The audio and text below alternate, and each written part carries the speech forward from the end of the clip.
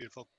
The best resolution I can find of New York, circa 18 whatever. Yeah. Obviously, at some point, we'll have to work on our technical prowess, but what can we do? This is what we have at the moment. Anyway, is everyone prepared and ready? Does everyone have character sheets in front of them? Yes, buddy. I do Did everyone indeed. go to the bathroom? Marvelous. Yeah. In which case, welcome to time. I'm really happy with the title. I showed Jesse. It's no time for Tesla to test that thing in time. And I worked from there because title first and then write everything else. It's the only way to do it. All right. After I finish throwing my dice on the floor, for good luck, we will begin our story in Manhattan, New York.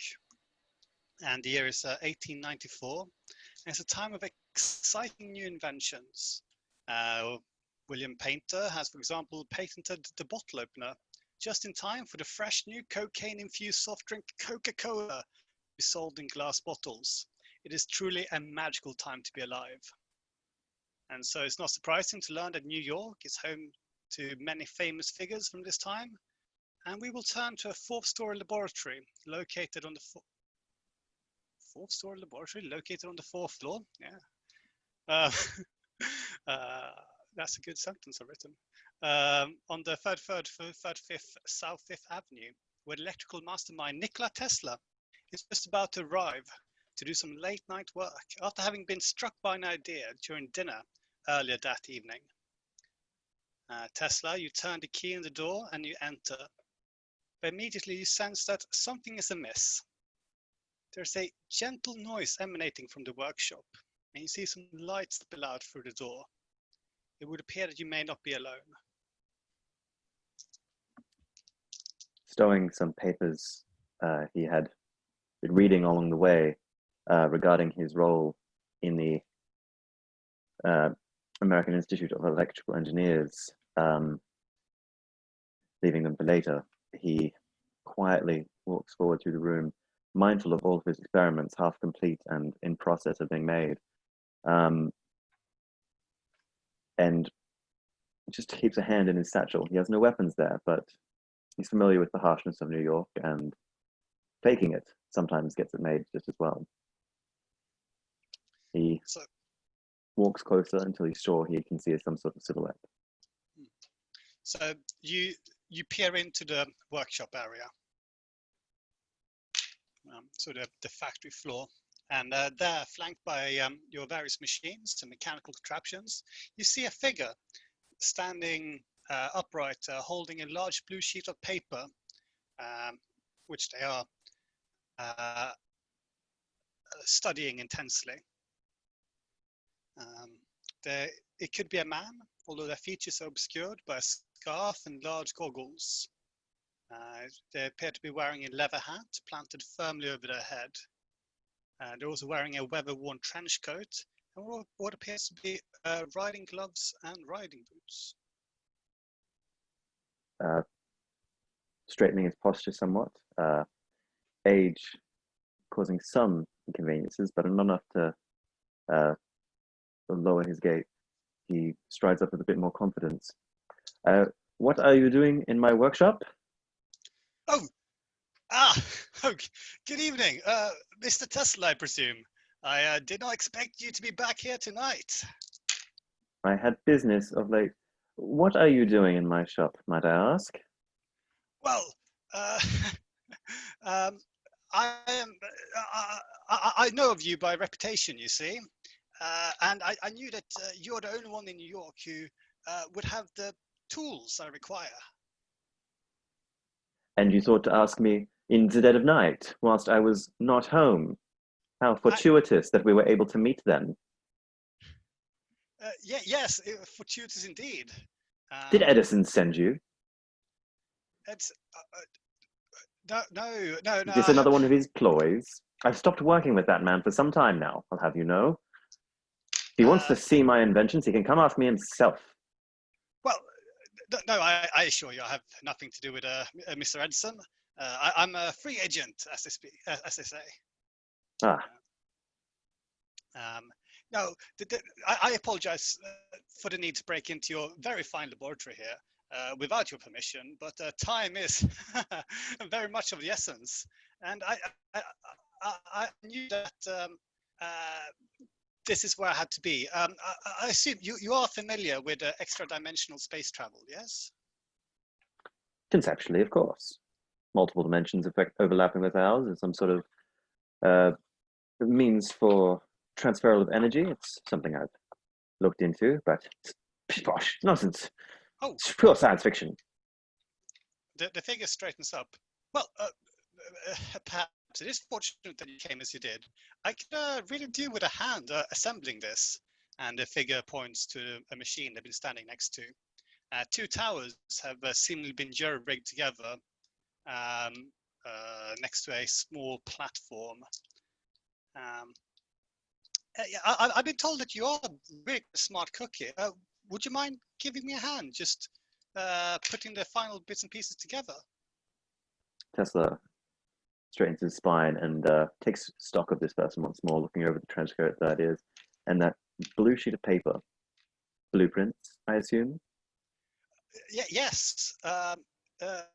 Here, have a look. And the figure hands you the. Indeed, they are blueprints. They appear to be some sort of mechanical schematics with a compact series of calculations scribbled along the bottom. Tesla studies alongside the paper intently and memorizes as much of the page as he could. Yeah, could you roll an Arcana check for me? Yeah. 15. Ooh. Okay. You do not make sense of the scribbles. You can see that it's a. You can see how the blueprint works and how the mechanical aspects are stuck together, but the scribbles themselves don't quite make sense. The mathematical formulations.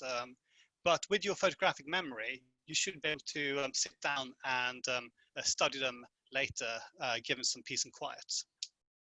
Looking up from the blueprints after investigating for some time, there's a look of profound investment, engagement with the matter in front of him. All right, you have my attention. And you think this will bring my machine to life? There's a madcap grin tugging at the corners of his lip, threatening to emerge. This is incredible.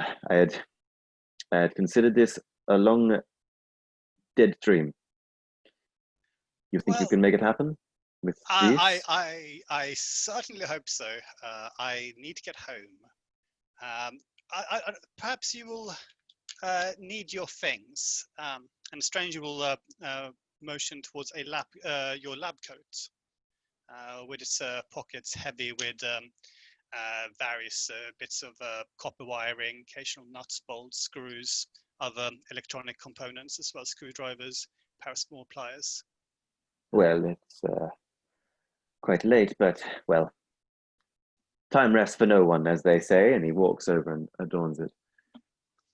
Very kind of you to lay this out for me. Well, yes, for you. Well, when I was done with it, I would have, of course, left everything here for you to investigate. Well, good that I found you when I did. Wouldn't want you to break things needlessly. Let's get to work then, shall we? And he puts his arms through the coat and has a childlike enthusiasm, just like a kid with a Lego set. Can't wait to get his hands on it. And so, yeah, the last bits that needs assembling appears to be a control panel of some description. Quite a crude design, like a square tablet with various dials and switches. There also appears to be a very sort of specific groove that's connected centrally to all the circuitry. The stranger is grateful for your assistance, and they start humming quite cheerfully. When suddenly there's a loud banging from outside. Were you expecting someone? The figure straightens up abruptly. Baby? You hear a muffled voice shout out from the other side of the door. Open up! This is the police! Oh dear, that's not good. Not good at all. Would you mind just making them go away? I don't mind how you do it. Trick them, bribe them, electrocute them. I just need a few more minutes and then I'll be out to your hair. Does that sound right? You are a very suspicious man. Don't go anywhere. I'll be right back. And he straightens himself up and stretches out his bones a little bit, walking over towards the door. Age is not the kindest of friends to Tesla. On the other side of the door, you see two gentlemen in very smart suits. And just as a note, he doesn't open the door fully. Oh, sorry. He leaves the lock partially in, the little shutter chain, I imagine he has that. And he just opens it part way. Okay. As he peers out.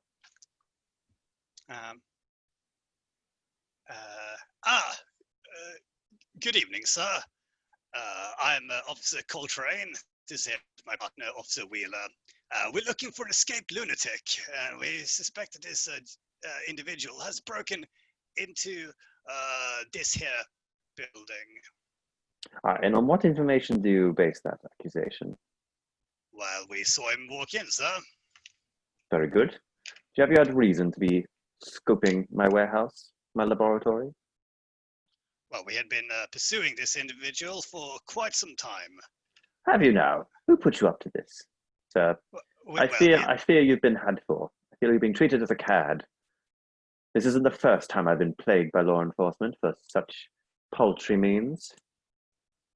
Are you aware of whom has set you at this task? Who gave you the tip?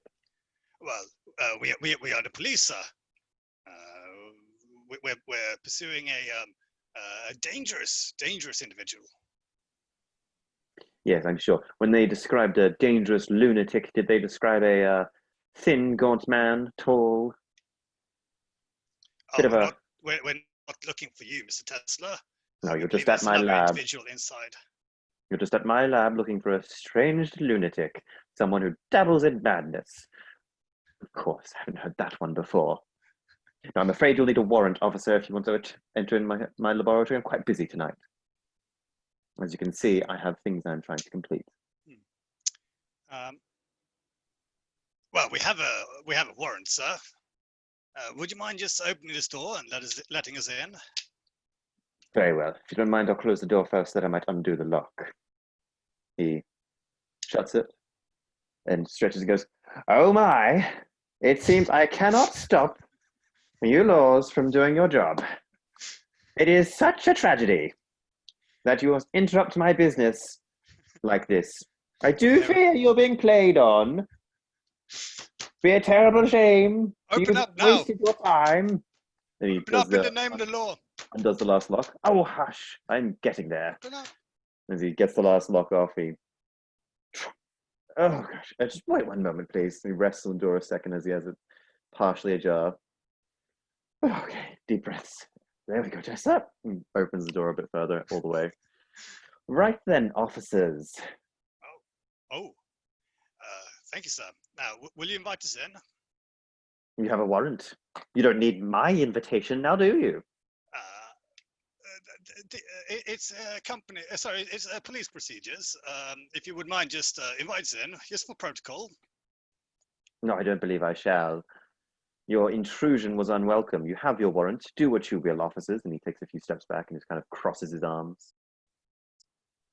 Hurry up, then. I don't have all day. Officer Coltrane, Officer Wheeler, give each other a quick glance. What is your passive insight, by the way? 12. 12? Sorry, did you say 12? Yes. Excellent. Yeah, you see something carnivorous in Officer Coltrane's grin.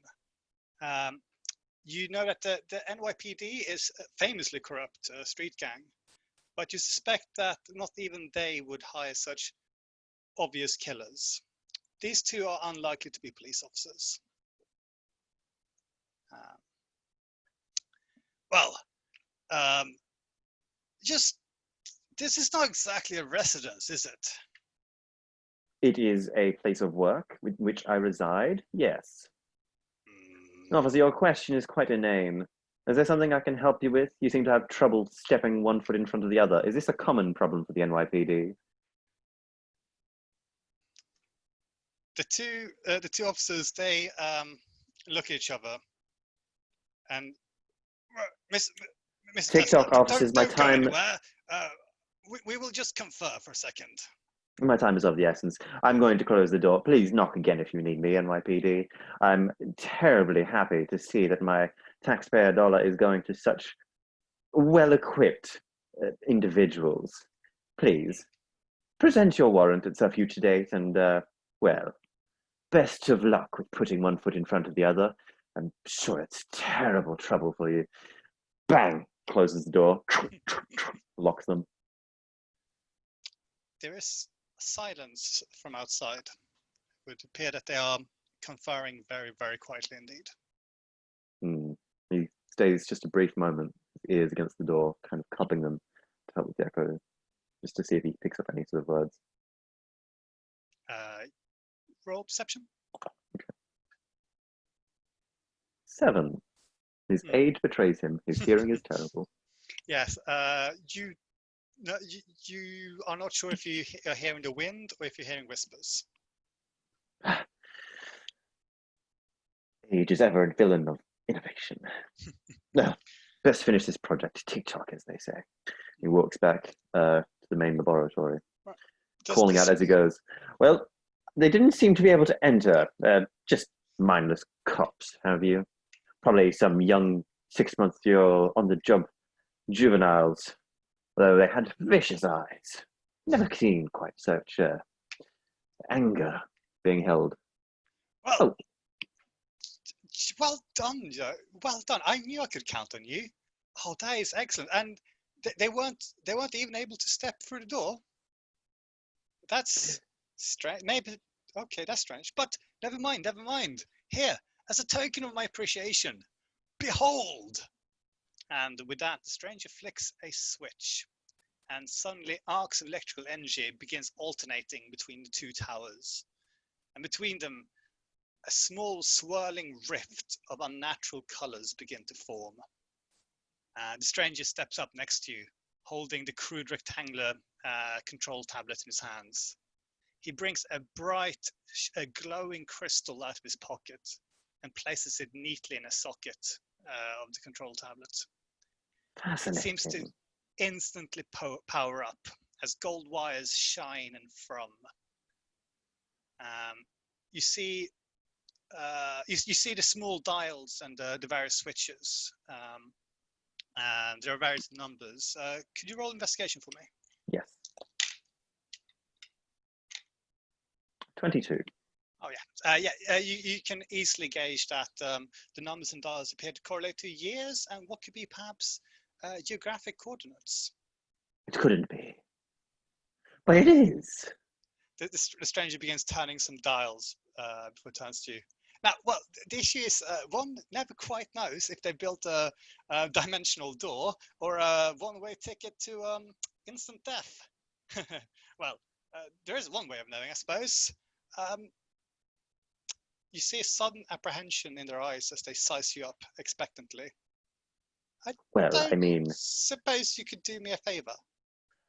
I feel like I know what you're asking, and no great inventor has ever done anything without testing his invention himself, and this is my laboratory. You don't mind if I go first? Well, I was going to suggest that just to ensure that I've calibrated everything correctly, I just teleport you to the other side of the room. Just completely harmless, no foul. How about it? No innovation is made without a little test run. Very well, very well. Show me how it works, and we'll get this show on the road. Excellent. Yes. Oh, wow. Sorry about this. And it's the last you hear. as the world disappears around you as you step in through a portal. And there is a loud as you are instantly teleported away. Well. Into another time and another place. It is the year 1816, and it's a cold, wet June in Switzerland. In the Lake Geneva, in fact. There at a mansion called Villa Diodati, a young fellow called Byron is sitting up late exchanging horror stories with his friends. There's his physician, John Polidori, which is a pale man with dark curly hair. There's also the young couple, Percy Shelley and Mary Godwin. Look like writer types. And then there's also Claire Clairmont, which is the half-sister of Mary. And also Lord Byron's previous lover, we're not entirely mistaken. Outside... Gentleman never tells. I also brought along a peacock, a monkey, and a dog. And you are sitting indoors, exchanging horror stories. Well, they've all written horror stories. I'm wondering when's the best time to propose that Claire and her sister swap beds. Percy, if you were to express this loudly, Percy would look at you with some mild disapproval. But Mary would probably not have any of that. Oh, you'd be surprised. I can be quite charming. Percy, why don't you stop frowning and mix us up another potion of yours, would you? Might settle your nerves. You seem a bit irritable. It's just this goddamn weather. Why come here? We could have stayed in England for this. You know why we came here? Yes, to escape the puritanical so-called culture of the English.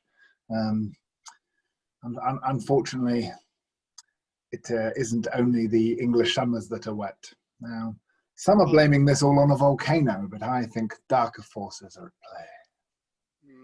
Well, it is your turn to tell a story. Percy will get up and start mixing a dry cocktail. By dry, I presume you mean with opium, then. Laudanum, perhaps? Yes, exactly. Exactly so, thank you. Doctor, why are you staring at me so? Nothing, I'm just fascinated by how a man of such infamous constitution can put away quite so many intoxicants. Like most things, practice really. Practice builds stamina. Outside there's a distant thunderclap illuminating the building from the outside. Oh, ghastly, absolutely ghastly. I am drinking claret from my grandfather's skull, which I've brought with me.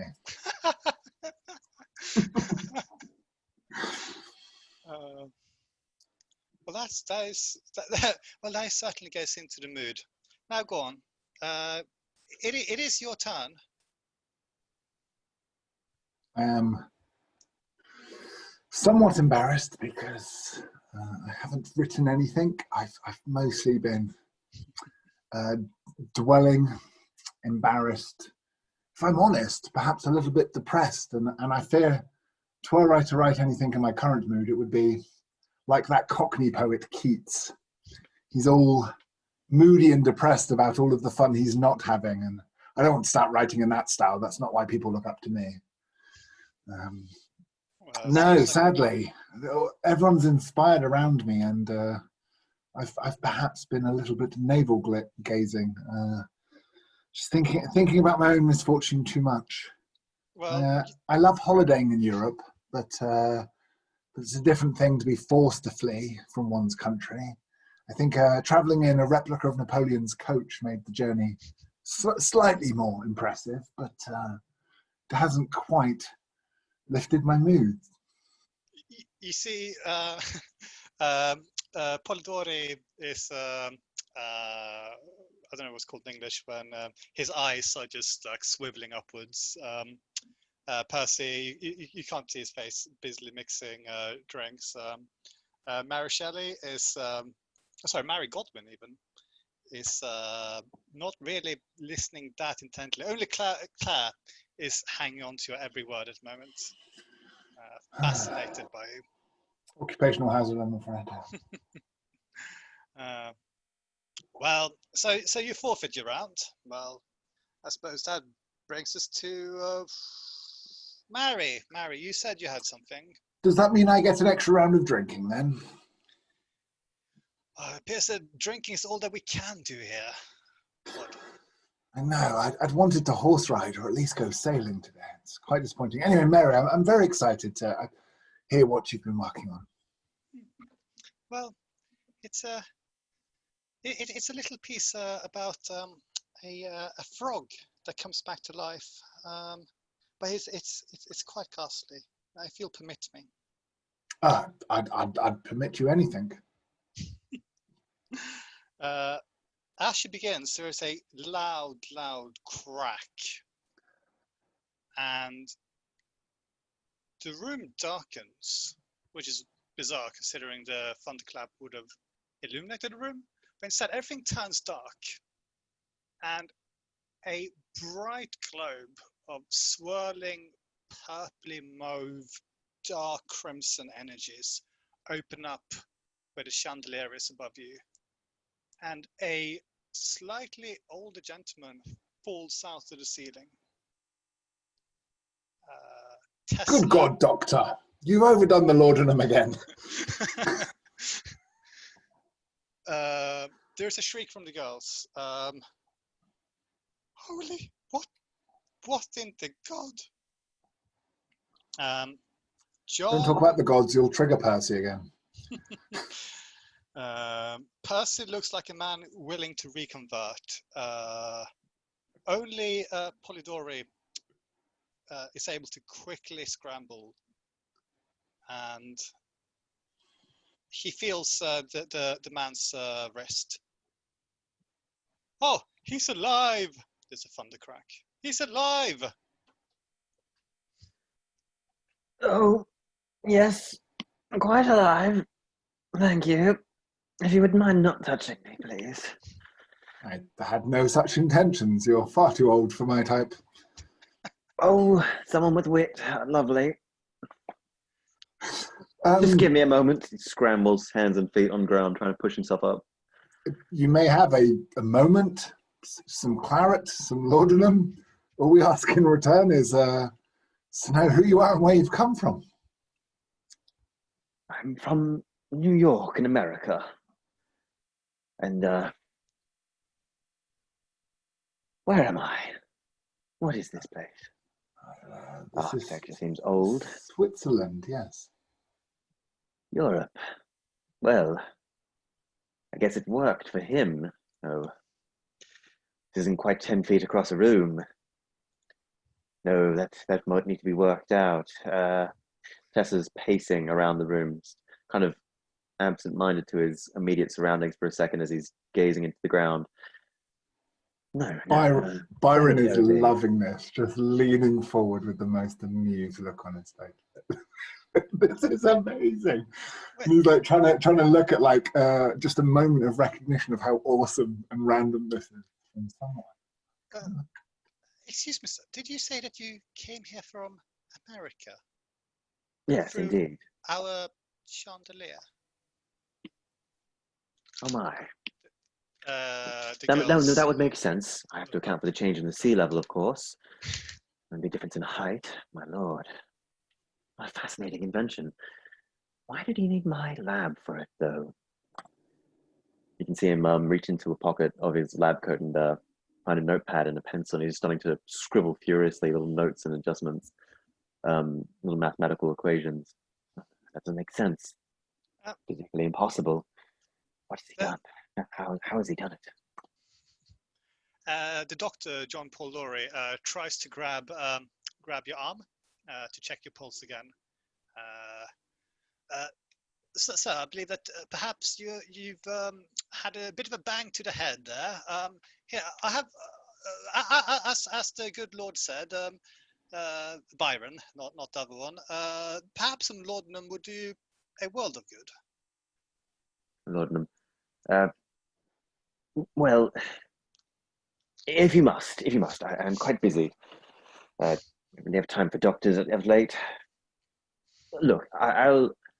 You know where to find me. I have to be here. I need to understand this. You go sort out what you need to, doctor. I assume.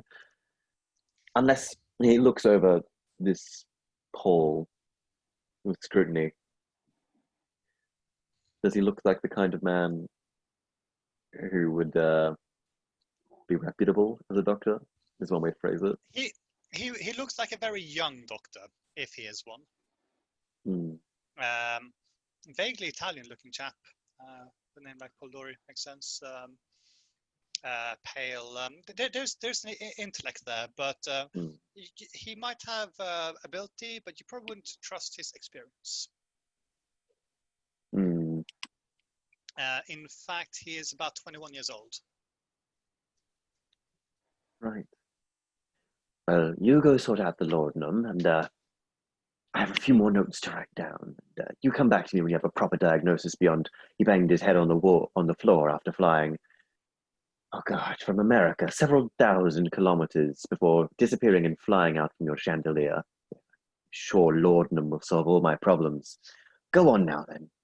Shoot.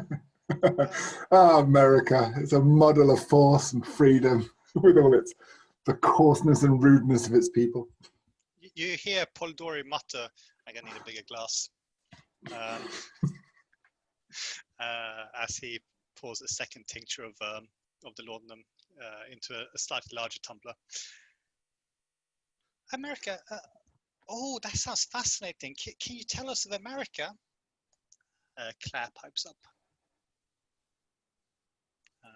You need me to tell you of America, one of the greatest countries in the world, filled with crooks and gamblers, as well as genuine people of vision.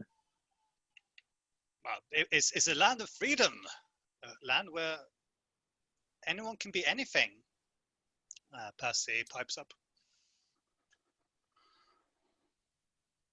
Oh, yes. Yes, it is. I'm quite fond of it. My childhood there was something to behold. Not rich, not wealthy, but I learned, and I learned quickly. Nothing quite teaches you as well as the harshness of youth in America. There's value to that. You're distracting me. Enough with your wishy-washy nonsense.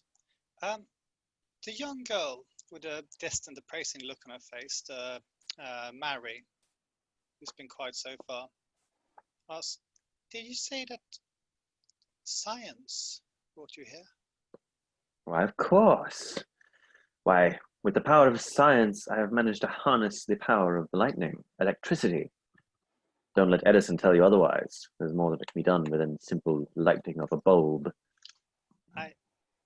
I don't know who Edison is, but is it? But I've heard many things about electricity. We could bring back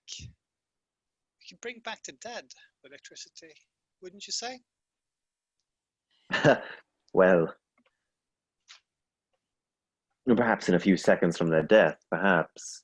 I'm not a medical practitioner, and I don't spend much of my time experimenting with the body.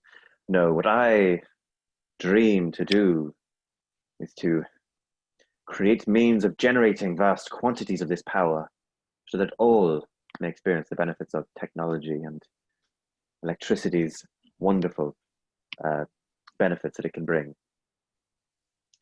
With it, we can power the great machines We have barely grasped the potential. Well, I think we've had quite enough of machines. They do nothing but destroy the human spirit. Nonsense. Nonsense. Destroy the human spirit. Why? Have you not enjoyed the light in your home from a mere simple bulb, as much as I may disdain Edison for his things? The light bulb is a thing to enjoy. Sorry, what are you talking about, good sir? Onion. A light of a bulb? You have glowing plants in your home. You see Polidori make the universal "the man's cracked in the head" symbol with a finger. You do not. Well, how to describe?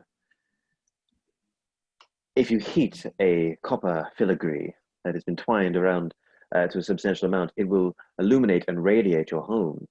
The hardest part was actually putting the glass around it that would contain and radiate and illuminate with the filigree and contain the heat so that the filigree would light up. And it's quite complex, but I can explain it. And he starts pulling out a piece of paper and he starts graphing up and trying to demonstrate how, with the particular vacuum sealed glass container, that you can heat up the copper filigree to the point where it both retains and illuminates the heat without melting the glass or causing it to explode. And through such a means, you can illuminate any household home you have, and no longer are we slaves to the night. How would you power this filigree? Well, there are various means. I've dabbled in steam and by using pressure created from... Steam we're familiar with, yes. Oh, good, excellent. We've worked even further now. Now we can harness the very power of the skies, lightning, and we've converted it into a consistent form of energy. You've harnessed lightning in America. Of course. There are designs in Europe as well, and they're making some interesting inroads. Isn't this what Benjamin Franklin, he's doing that, isn't he? That's a bit old hat, isn't it? Yes, he's almost a generation older than I am. Bit of old news, that one. How far out into the country are we? You said Switzerland? I mean, Benjamin Franklin's what? He died... What, 15 years ago, I believe? A little more, yeah. What year is this? Oh God, you must really take the laudanum if you know what year it is. So yeah, with that, John hands you the glass, which he has himself been sipping from, but he's like, oh yes, okay, no, yeah, yes, you really need this. He just like holds the glass and puts it up to zip and brings it back down again and holds it to his side. 15 years ago he died. Oh, maybe 16. I don't know. No, it's 20 years ago. Well, that's do the math. It's 1809. And then so that's minus 9, and then does the 0th year count? Oh, maths is not my forte. No, he died. Oh no, it was 1790. He died. So yeah, about 25 years ago. That can't be right. If you say so. There's something very wrong pretty here. good with numbers. Tesla puts the glass of laudanum down and his brow furrows deeply. You can see him confused and intrigued by the possibilities that means. No. Now that is truly impossible. No. Excuse me for a moment. Where's the exit? I need to leave. Pick a door, any door. Where are you planning on going? Walks over, pushes one open, and takes stock of his surroundings. It is pissing it down with rain outside. Heavy rain clouds. Beautiful in a way, but inhospitable looking. Incredible. Byron turns to the Shelleys and says, "You see, indeed, truth is stranger than fiction."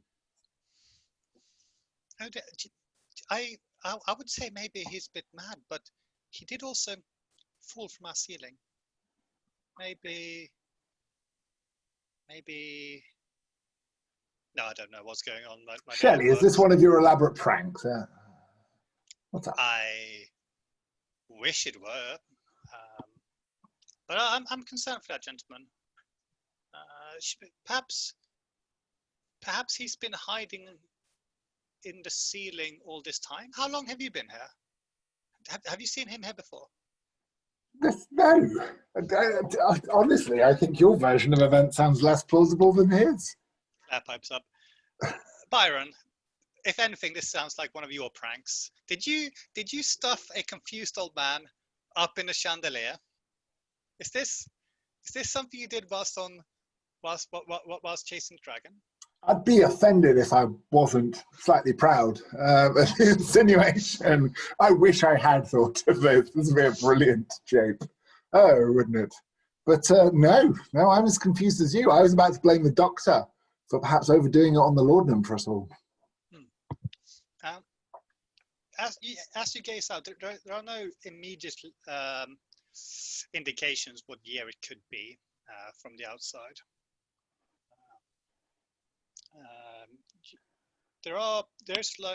There's correspondence and newspapers and things which you could investigate. Yes, please. You would do so. Yeah, and you find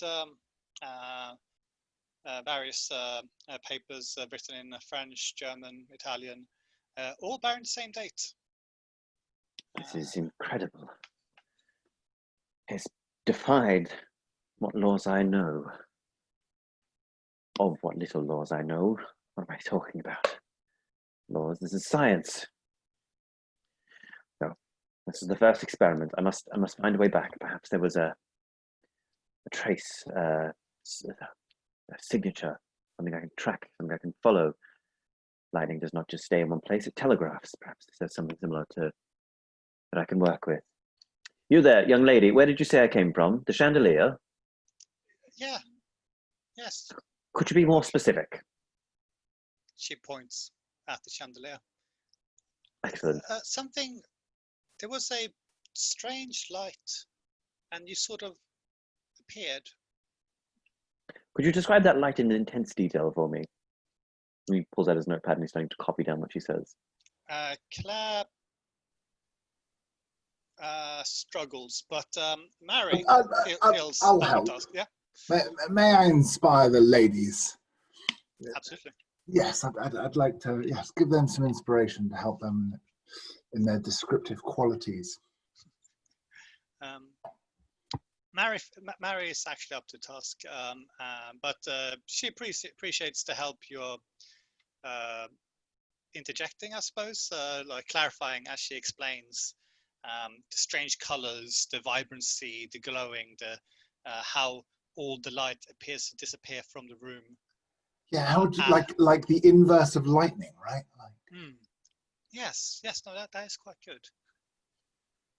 Have you ever considered poetry, Byron? Yes, I'm somewhat famous for it. and those that take their noses out of books would know that. Well, you haven't mentioned it. I'm too humid to be annoyed. Smile cracks across my face. So, Tesla, you do, as mentioned, your photographic memory, you do recall the schematics of the machine that was that brought you here. Excellent. And looking over the point of origin where he came in and trying to assess it, he's just like, well, nothing for it then. I need these materials, and he starts going through the materials he could recall were used in the construction of his design. I have a project to complete, and, well, if you'll humor me and not cater to madness instead, or rather cater to madness, for that is where true innovation will come from. Cater to that madness, and you'll see that I'm not just some loon. I'll entertain you with the greatest show you'll have ever seen in your life. Worth more than gold. Well, I'm sold. Yeah, How can we help you? Oh, one thing.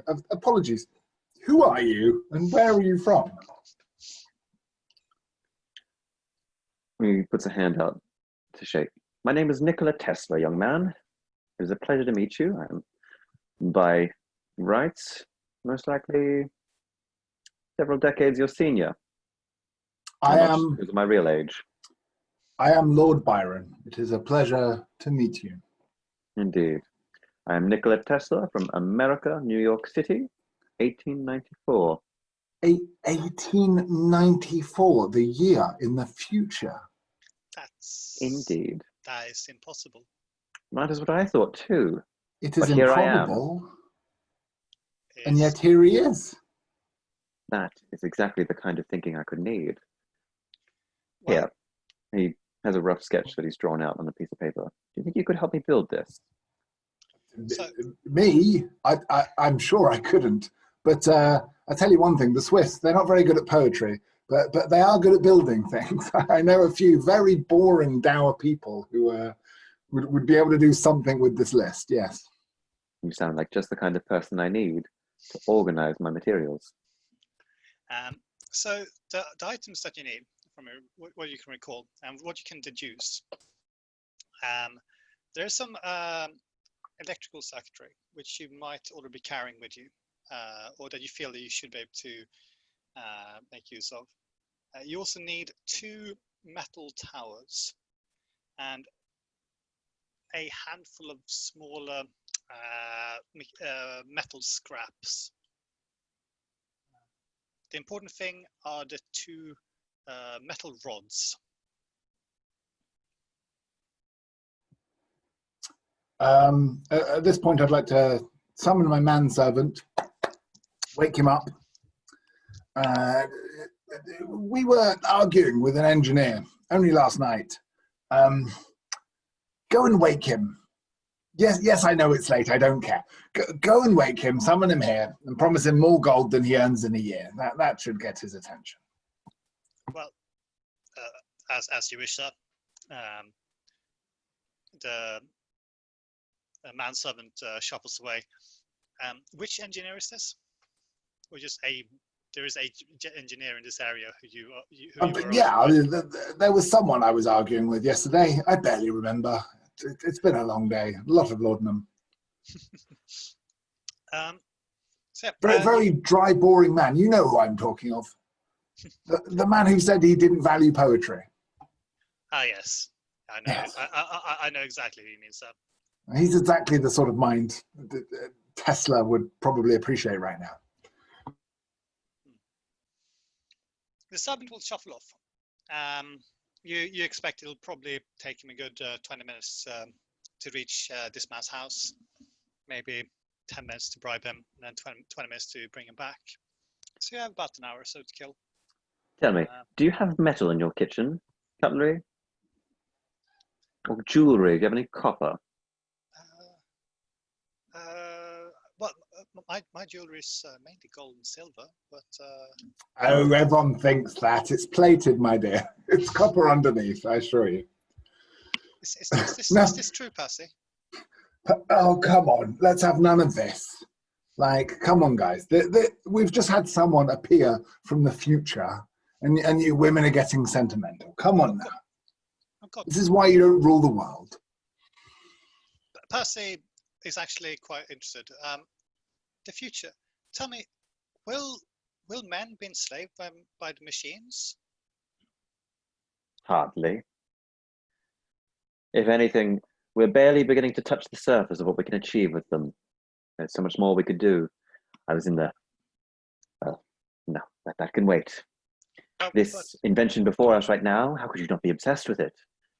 The command over time itself is standing right in front of our noses. I find machinery secondary to nature. I think you'll find that we've just proven machinery has overcome nature and its slow encroachment. Soon will come the time of steel.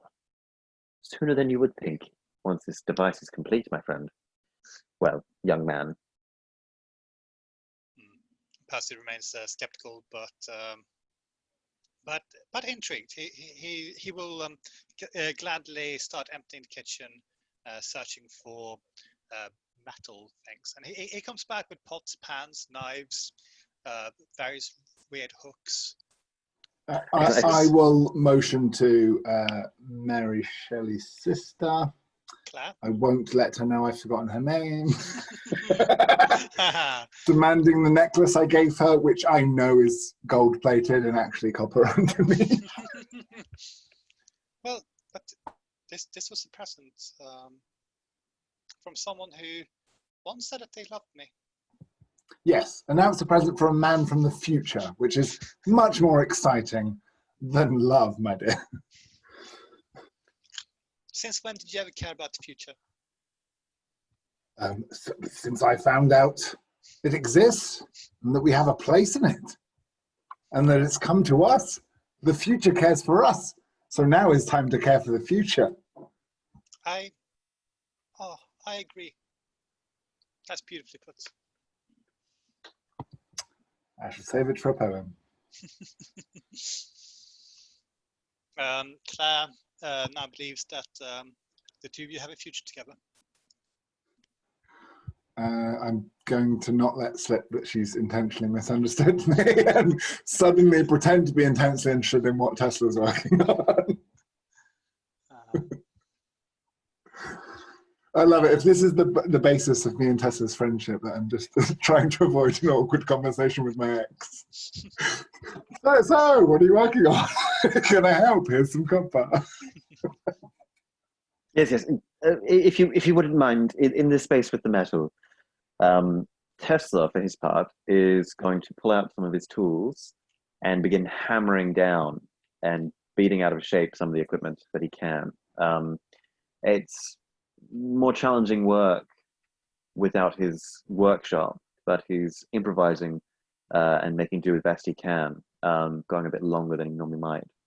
And he's trying to retrofit these scraps of items into the shapes and contours that he needs in order to assemble the device.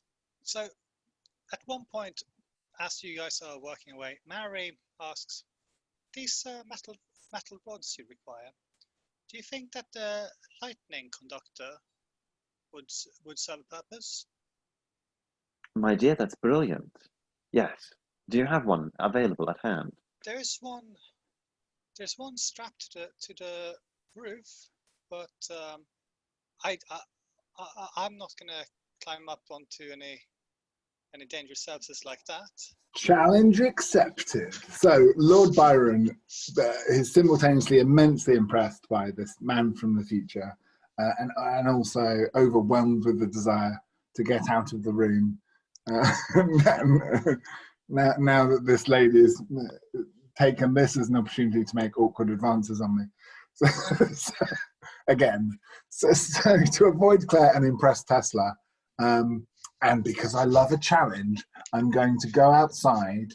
There's two things I'm going to do. One is pretend like, do you know when you go to a garage and you just have to fake like you know what you're talking about so the mechanics don't rip you off? Oh yeah. Lord Byron's doing that right now. So I made a roll for deception and got a 21.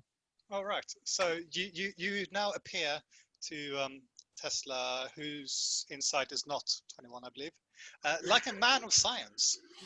Earnestly faking it, but also I'm a man of action. So no offense, Tesla, but I think I'm the one to be climbing the roof to get this metal you need.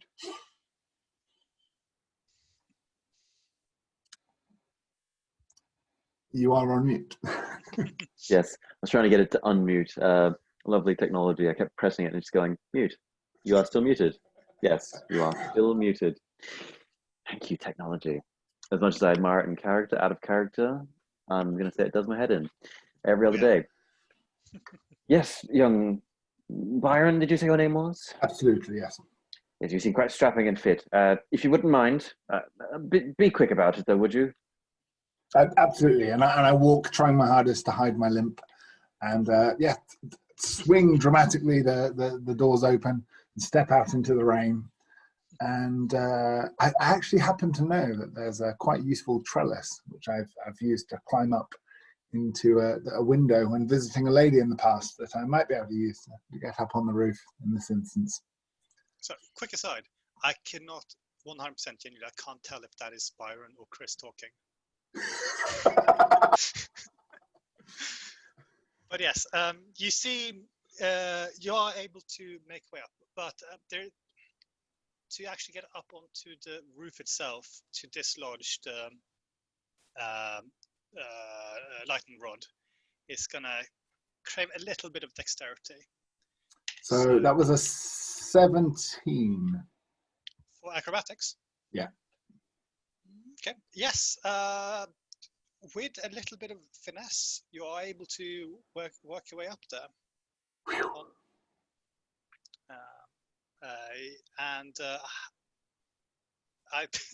It's much easier when you don't have to be quiet about it.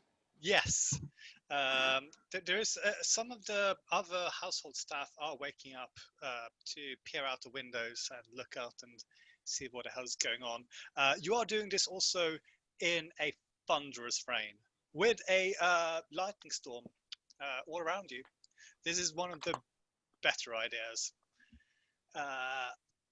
It's one of the best ideas I've had in the last 4 years, I must tell you. Like, this is least likely to cause me damage of anything I've done in my life up until this point. So, navigating the slick roof tiles, you make your way to the rod. Now, it is stuck quite hard. Someone's fastened this with intention that it won't just come out. Okay, I'm going to pull out my sword stick, which is a cane I carry with me as a walking stick. I have a bit of a pronounced limp. Inside is hidden a sword. And so I'll try and use that to pry the lightning rod off and any purchasable gap I can see in the metalwork. In which case, could you roll sleight of hand for me, please? Sure. That is a 21 again. Well, yeah. You find the purchase really quite easily, and with a little finesse, the entire rod snaps off. Long, sharp little sword it is, yes. Could you roll a very quick dexterity saving throw for me? Oh, I'm not going to get hit by lightning, am I? 19. 19, excellent. Now, so as the rod begins to fall, you quickly dart out and grab it. And with it in hand, you are able to make your way back down. Actually, no, roll another dexterity, another acrobatics or athletics. Sure. I mean, I won't climb with the rod. I'll throw that down to the floor. Okay. Acrobatics, you say. Oh dear, that's a 9. 9. The way back, it is proving a lot more treacherous, and you will slip and fall almost right at the end as you're about to sort of throw yourself down. Your fingers can't find purchase in the slick wetness, and you will drop down, and you do take 2 falling damage. Oh, that's fine. Having 6 constitution, I've got loads of hit points to spare. Yeah. But however, there is a applause from all around, even though you weren't able to quite nail the landing. To girls and the staff. Well, sorry, there's no applause from the staff. The staff thinks that you're insane, but the girls are impressed by your actions. I have no interest in impressing the staff. As long as the girls are entertained, I'm happy. They've been watching from underneath a large umbrella, and then rush in the moment they see that you are able to stand. I pick up the lightning rod and use it to help me up. And walk in triumphantly, girl on either arm, and hand Tesla the lightning rod. Just lay it to the side, thank you. And you're dripping wet. Step aside, boy. Come on now. Occupational hazard of going outside, if you hadn't noticed. He looks up and goes, right. Well, just give me a couple of feet of berth. Absolutely. I'm going to go stand by the fire. I'm a bit cold. Ladies, would you mind warming me up a bit? Oh. Now, according to the schematics, as far as you can remember it,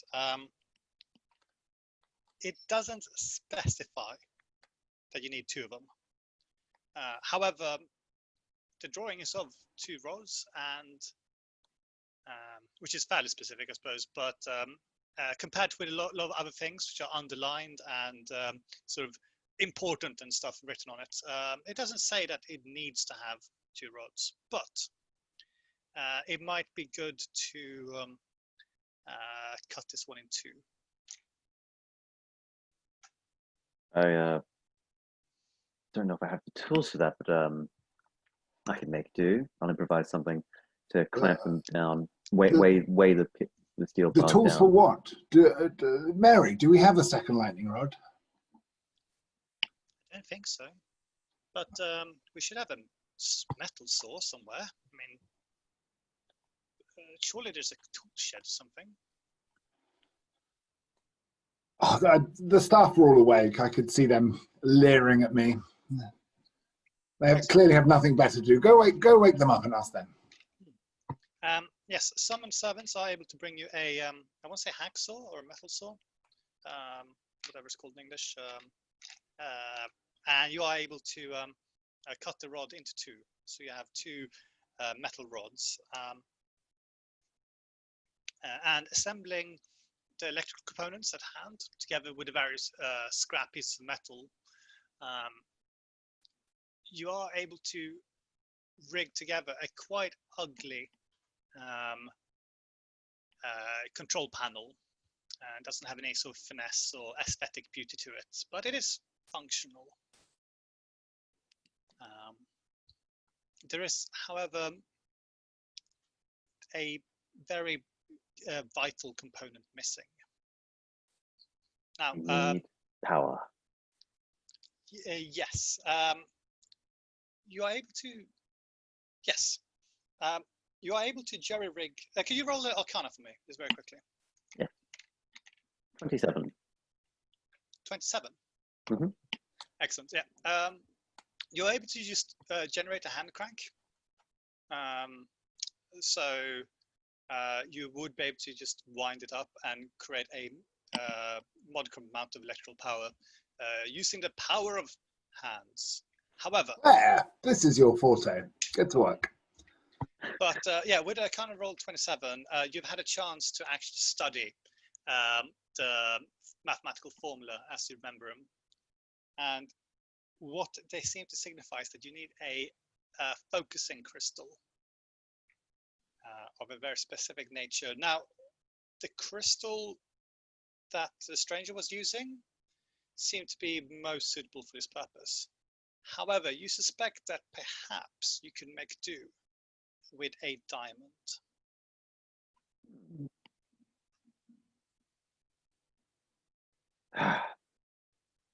I need one more thing, and then I'll be able to showcase to you the same thing that happened to me once more. We will be masters of time. It is no small request, though. I understand if you can't reach it. I'll be able to source through other means, I'm sure. I require a diamond. Small gem fit within this socket. And with that diamond, it is the last piece we need to travel through time. If you don't believe me, I'll allow you to test it first. I'll stand with you, of course. It is my invention, but I understand skepticism. I'm no stranger to it. Polidori, there's a sharp intake of breath, like, I see what's going on. Diamond Fife. He starts clapping slowly. This is the most elaborate heist I've ever witnessed. But you're mistaken. We don't carry diamonds on us. Good God, man! He's such a cynic. For a drug dealer, you really have quite a negative view of your fellow man. I resent that term. I'm a procurer of pharmaceuticals. Yeah, I am let's your leave the words procurer to of me. pharmaceuticals. A very good one you are, but you are not Sherlock Holmes. Who?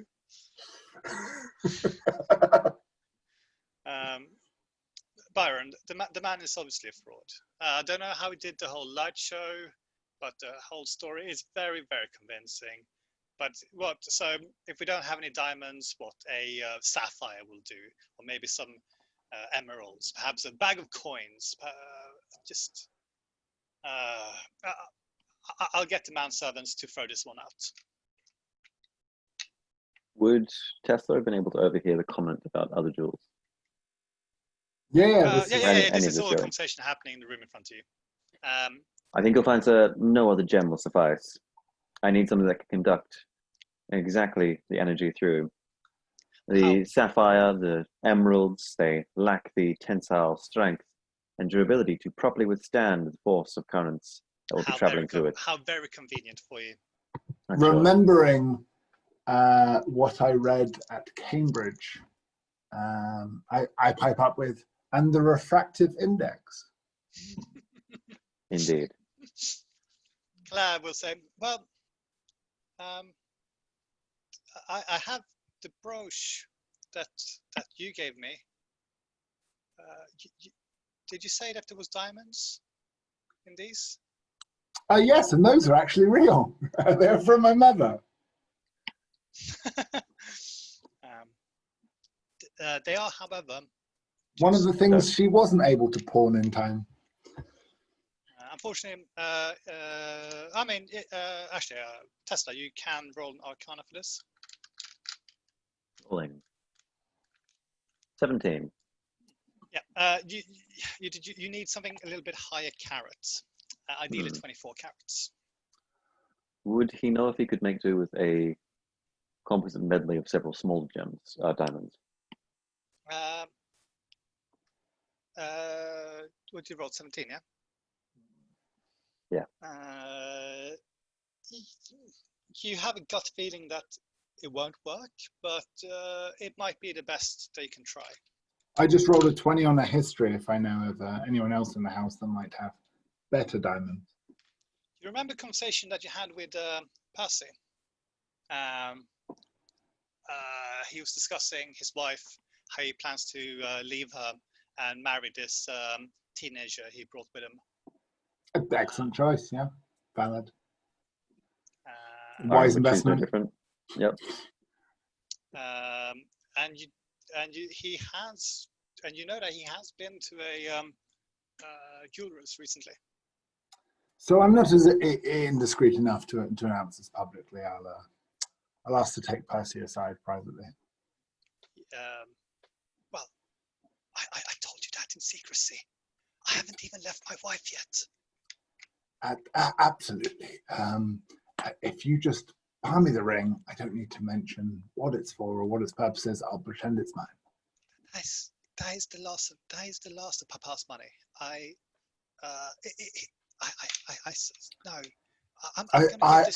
appreciate you, Percy. Where you come from, you think money is a non-renewable resource, but let me assure you that that's not the case. There are always more women, and there's always more money. Just like there's always more claret, and there's always more lord in them. Like, if you do me but the small favor, I shall return it to you with interest, as I have always done in the past, my friend. Well, I suppose I could lend it to you. But you promised me, George. You promised that you'll return it. But of course, and I just rolled a 19 for persuasion. I was just going to ask that. 19.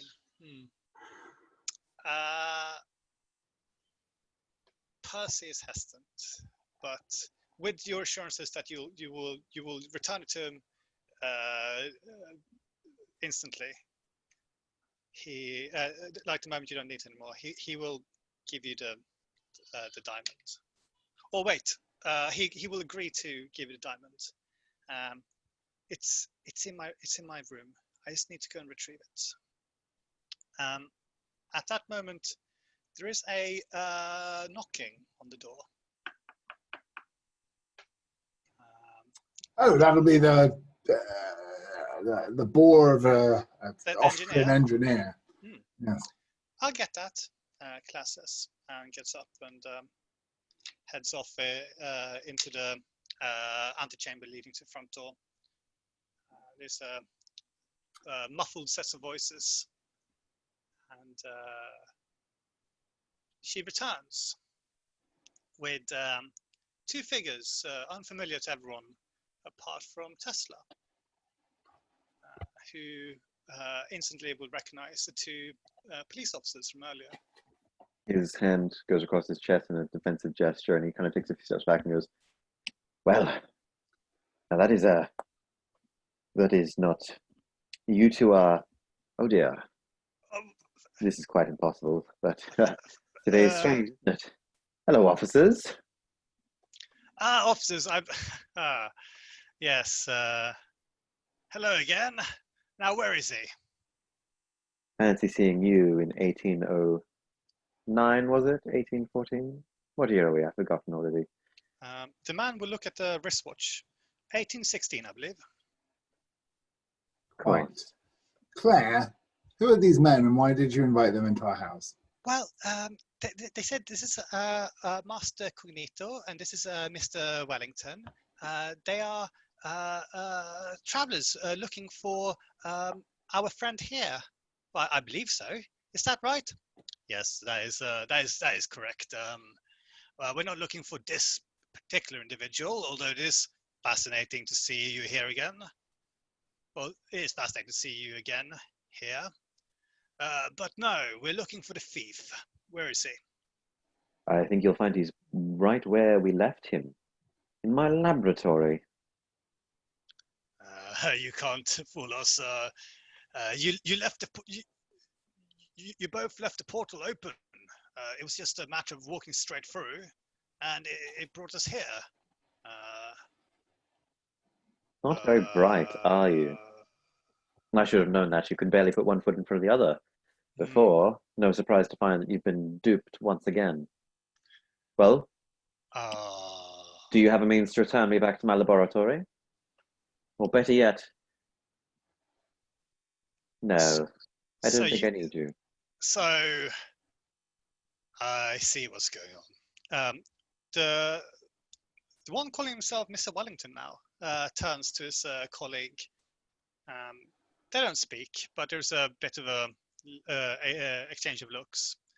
And Master Cognito, his features slack a bit, and I see what's happened. They've stitched us right up, haven't they? They used you as bait, and now we're here. We're all trapped here. Where the hell are we anyway? 1816, Switzerland. I know when we are, but where is this place? Switzerland? Yes. I feel Lake like Geneva. Geneva. And that's young. I see what's going on there. Oh, that is funny. Stitches right up like a parakeet, eh? Well, and you have no way of getting out. We shall see. He looks at the thing you're building. Just reading the room, I step forward and say, none whatsoever, and certainly none for you. Roll deception for me. I'd rather roll intimidation. Oh yeah, sure. I mean, feel free to roll intimidation. Oh no, I failed. I've had far too much claret. 9.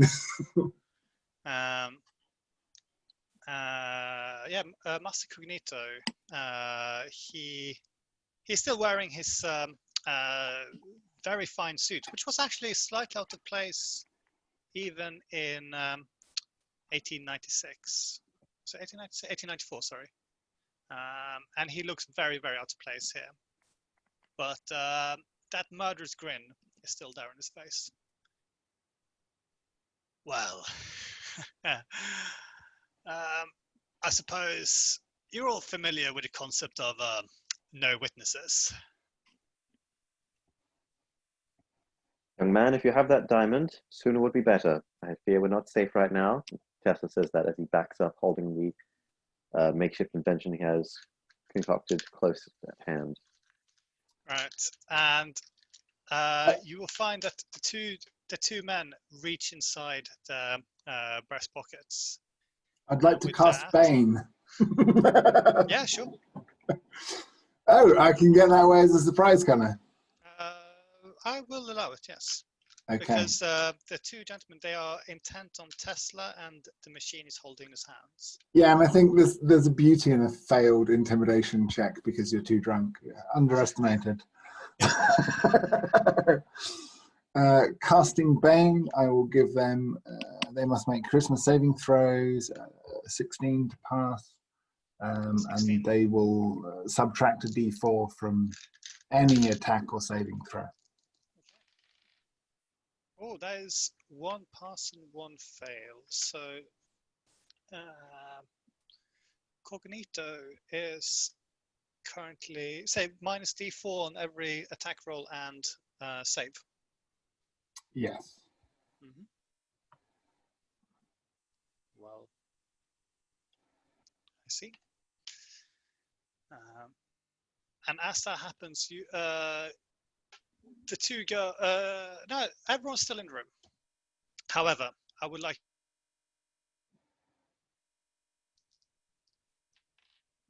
You would like what? Sorry. I would like everyone to roll initiative, please. Yes, that we can do. Natural one, +4. Well, it kind of makes sense. You did probably use your initiative to cast that spell, so that is. And yes, I'm spending time being most pleased with myself. Tesla, for his part, got a 10. 10? Yep. Okay.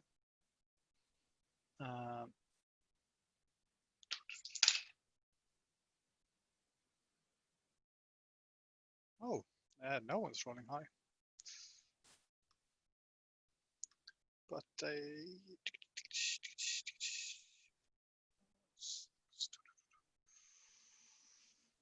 Is it wrong of me to just treat the girls as one entity for the sake of initiative?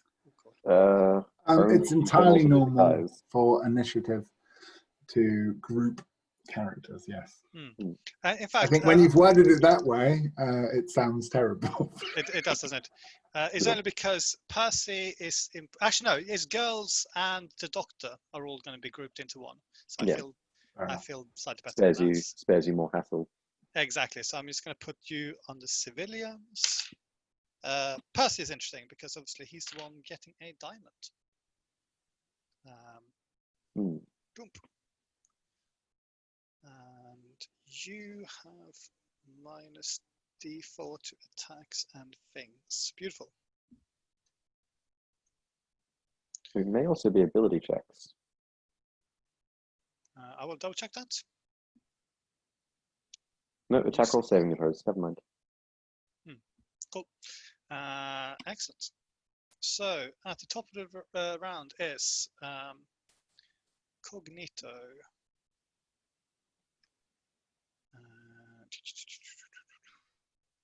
So this is all taking place. Unfortunately, I don't have a good representation of it, but you're all. I assume you were all assembling this in the large kind of lounge area. Yes, yes. So big open floor space. Cognito or Cornito? Cognito. Oh, that's better than, yes, I thought it was a Cornetto knockoff. Carry on. So it began the trilogy of ice cream and blood. Yes. Cornetto trilogy. Oh no, the full Viennetta is here. Well, before they were Coltrane and Wheeler, I believe. But anyway. Yep. Coltrane, Wheeler, and now Cognito and Wellington. And they both, I will tell you now, they look more intimidating than anyone else in this room right now. But Cognito, he pulls out a automatic pistol and he fires 2 shots. That one definitely misses. It's an unnatural 1. And that one is. Oh, that Bane might have been useful. 14. Does 14 hit you, Tesla? Yes, it does. All right. You are struck by a bullet, dealing 8 points of damage. Youch. Yes. I'm old and that hurts a lot. Yes. There aren't a lot of fighters in this room. No. Not However, unless you count poets and their words. so yes, so that's Cognito. After that, we're going to have Tesla, then civilians, then Wellington, then Byron, and then Percy bringing up the rear. So Tesla, you're next. Very well. Nursing an injured side, with like blood starting to trickle down, Tesla grabs onto the invention, starts cranking the handle, trying to bring some sort of power into it. A little bit of lights flicker into it, and there's a sight whirring, and he's kind of, his eyes raised, and he goes, "Oh dear, what have I done?" And he bangs the side. A clatter of noise and sound evokes out as a bolt of lightning arcs from the device towards Cognito. Excellent. I need to make a dexterity saving throw. Oh. Yeah, taken by surprise. He looks like a live fella on his feet, but with a 7, I think he's going to fail that. Okay, he takes 25 points of lightning damage as from the half-constructed device. From the half-constructed device, an explosion of lightning just crackles forth. His hair is just starting to go on end. Yeah, so the blast, yeah, you hit Cognito straight in the chest. But and he stumbles a bit, clearly dazed, but he's not. Yeah, you would imagine that this would have killed a man instantly. This would have incinerated a man, surely. You would have thought that this would have killed an elephant. You've seen it happen, allegedly. However, the man's still standing. Do you have any other actions or movements you'd like to do? No, but I would like to use my movement and my bonus action to call out to young Byron. Which way did that young man go with the diamond? It might be a bit more urgent than we thought. He'll be upstairs. Upstairs, the second room on the left. Got it. Off I go then. Right. And with that, You best follow if you want to keep your skin. So you start heading towards the staircase. Stumbling, hand leaning on the wall for support, potentially staining it with a bit of blood. Excellent. Now, the civilians, they will, the various civilians, so the 2 girls, Shelley and Claire, sorry, Shelley, I keep calling Shelley, she's not married yet, Mary and Claire, they instantly, as guns start to be firing, they decided this is not a place to be, and they dart away together. The young physician, he is torn between his desire to help Tesla and buggering off. But he will throw himself behind a couch where he can observe what's going on, hoping that he's not seen. And that brings us to Wellington, the quiet individual who hasn't said anything. and he will rush towards. He will follow. No, yeah, he will rush towards. No, he will follow Tesla because Tesla appears to be the only one who's done anything dangerous so far, and he will. He doesn't quite reach you with the movement, but he also has a pistol, firing 2 shots, 12 and 8. 12 will hit, but Ooh. as he's running through, using a reaction and messing with this improvised temporal device, I will force him to re-roll using the feature Chronal Shift. Just have one. The one that you rolled a 12 on, yeah. So he's going to use, he has to use the new total. That is, yeah, that's a good choice. As the bullet is fired, and then there appears to be a glitch, and the pistol fires again, although with the pistol now in a different location, the bullet fires harmlessly over your shoulder. My God. Thank goodness. And with that, it is now Byron. You have a recently electrocuted individual in the room with you, and with the other one racing after Tesla. I presume Tesla's still within 60 feet of me, right? Let's say so, yeah. Cool. So I'd like to use my bardic mantle of inspiration to give an inspiring pep talk. I will shout to the room. It is most certain that the desire of life prolongs it. And with that, everyone will gain 8 temporary hit points. All of my allies, at least. Up to 5 in the room. That's my bonus action. As my action, I'd like to pull out my... so I happen to carry with me a dueling pistol because I'm often challenged to a duel. I won't get into why right now. We're in the middle of a battle, but I happen to have a dueling pistol on me at all times. Okay. I would like to ask, as you, the man who's like just been electrocuted, is just there going, like, and you're like, I happen to be carrying a dueling pistol, and as the man just, his eyes swivel towards you, like, what? Will a 13 hit him? No. Well, this won't be the first time I've shot blanks.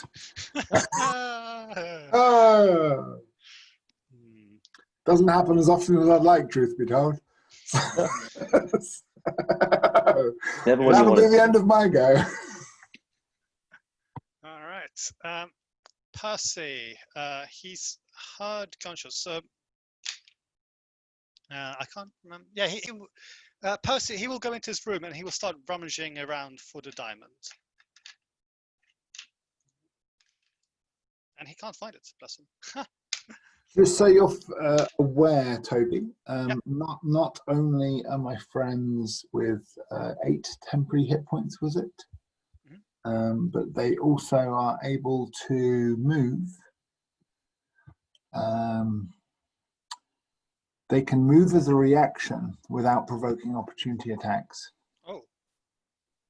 Oh, is that, what kind of bard are you? A mantle of inspiration bard. Ooh. So the idea is that I'm just right now being so handsome and charming that everyone in the room is inspired by my greatness. Everyone is panicking in a situation and they're moving quicker. Okay. You're welcome.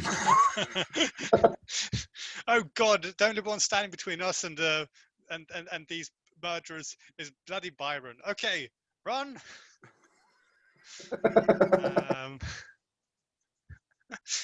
Right. That brings us up to the top of the round, and as you've taken a shot at him,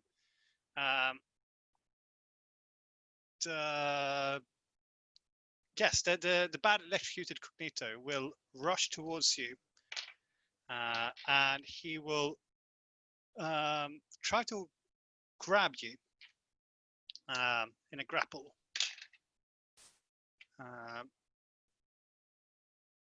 Rolling an 18. Is that a contested check? I believe it's just if I hit, I grapple you. I believe. I will. I'm pretty sure. I remember the rules. Do I remember If the it's rules? a feature or part of his attack, Part of then his attack. then it can be the case. Usually there'll be an escape DC attached. Yeah, you can exactly. You can escape with a DC of 13, but that's on your turn. Yeah. Okay. However, he also, as he's grabbed hold of you, he's gonna raise the butt of his pistol and twat you on the head with it. Around 16 to hit. That will miss. All right. You're slippery. Even though it's point blank range, you managed to dodge the. This isn't the first time someone's tried to hit this beautiful face. I assure you. Excellent. And so you are now grappled. Tesla. It's not the first time someone's tried to grapple me either. I'm glad he got to it before Claire had the chance. He is arguably he's arguably a handsome man. There's a agelessness to his face. Hatred, but agelessness. You said it was my turn? Yes. Right. Continuing his motion forward, bolstered by this poetic prose presented by Lord Byron. A surprising display of ability and inspiring font. Tesla is bolstered enough where he takes his hand off his wound and dedicates his focus like a laser onto that task of find the crystal, get us out.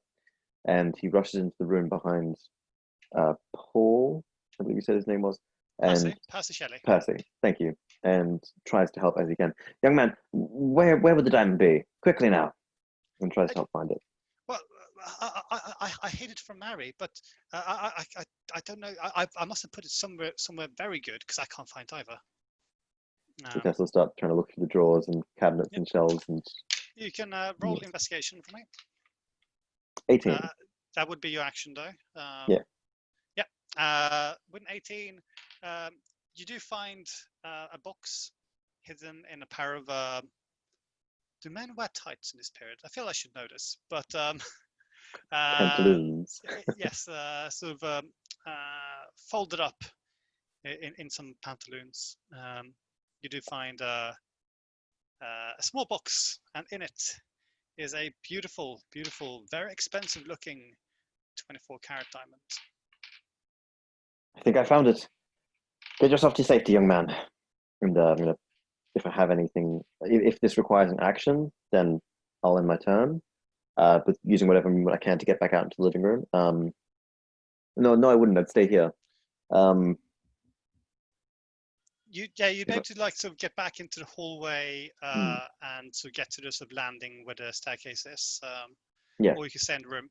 Just to, in case I wasn't very clear about the actual time machine components things, you have the control panel in your hand, which you're running around with.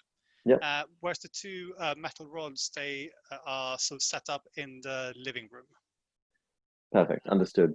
And so you would need to make yourself back there if you want to use the machine properly. Perfect. That's what we'll do then. Yep. So we'll be heading back to the hallway after just trying to fit the diamond piece into the little console groove he's constructed. Yep. And Percy pleads with you, just be careful with it, and be sure to bring it back the moment you're finished. There won't be a second lost. Trust me. When will that be, by the way? Sooner than you think. And he keeps going through the door. There's a bit of a puppy, like hopeful puppy look in his face. As Percy joins one of the civilians. Do you have any bonus actions? Anything left?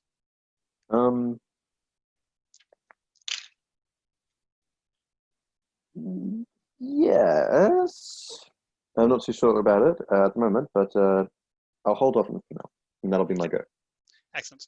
So as you leave the door, Percy very helpfully locks the door behind you because he wants to be safe inside his room. And good luck to everyone else, including his prospective young wife. Anyway, everyone, like the rest of the civilians, quote unquote, have disappeared, which brings us down to Wellington, who is at the base of the stairs. And he, upon seeing Tesla, there's another 2 shots of an automatic pistol, a 6 and a 18. I believe 18 would hit. 18 will hit.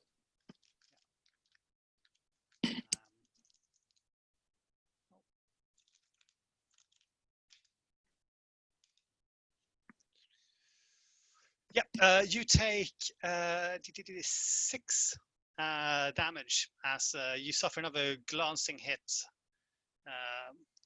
from a bullet.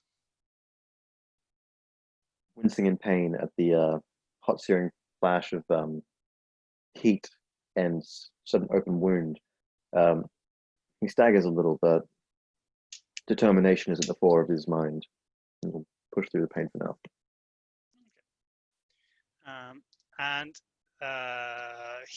Wellington, he doesn't say anything, but he begins approaching you with one hand raised as he starts climbing the stairs.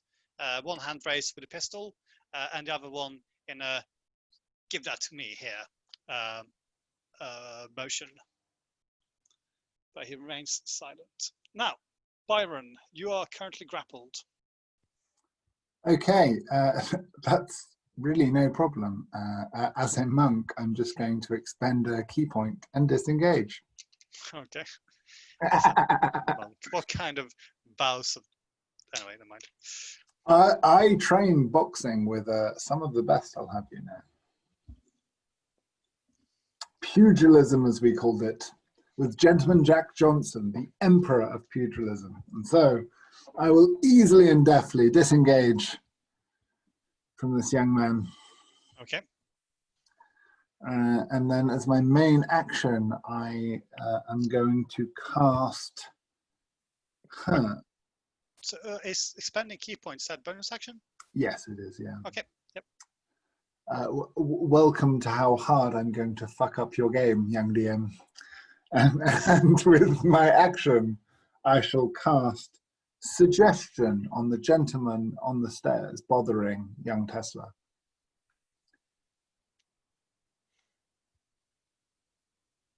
He will have to do a wisdom saving throw of 16. Okay. Oh, which he passes easily. Oh dear. So, how would you try to suggest things? Did I just shout something at him, or? Yeah, I was going to suggest, why don't you go for a run in the rain?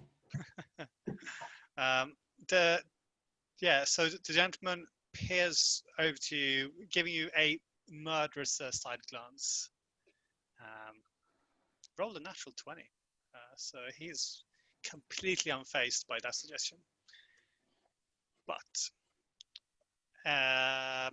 as I've disengaged, I will move away from my current fellows. Are the civilians safe? Have they got away? Yeah, it looks like you can't see. So Mary and Claire appears to have escaped, probably running down towards the Shelley's house. And your physician friend is hiding somewhere. Okay. Well, as I've, I shall run towards my friend Tesla, and I'll move 25 feet towards him. Okay, so as fast as my limp can carry me. Okay, so that will put you at the bottom of the stairs, with Wellington in the middle of the stairs and Tesla at the top of them. And you've left your back open, so Cognito will appear behind you. Okay, no more of this fucking around. And he shoots you twice in the back. Oh wait, or does he? 12. Oh fuck. 12 and 11. Both will miss. Is this the guy that I've baned? Yep, that's the guy you bet. Yeah. It's a brilliant spell. Yeah. And he at point blank range, he believes that he's shot twice in the back, but the bullets, they fail to hit you. Cognito, polite dueling etiquette is to fire one warning shot. You're being over polite now. Come on. And with that, it is Tesla. Right. Tesla is determined to make his way down the staircase and activate this machine. Playing around with the control panel, he will inadvertently end up causing the machine to start whirring and humming with energy as he will cast Blink and roll and rush down the stairs with his movement towards the machine. What does Blink do? We'll find out at the end of my turn. Nice.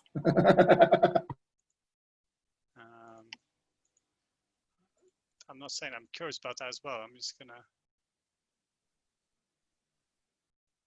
Oh, third level. Oh yes. Okay, excellent.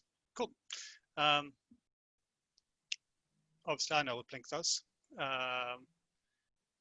Give me a Of second. course.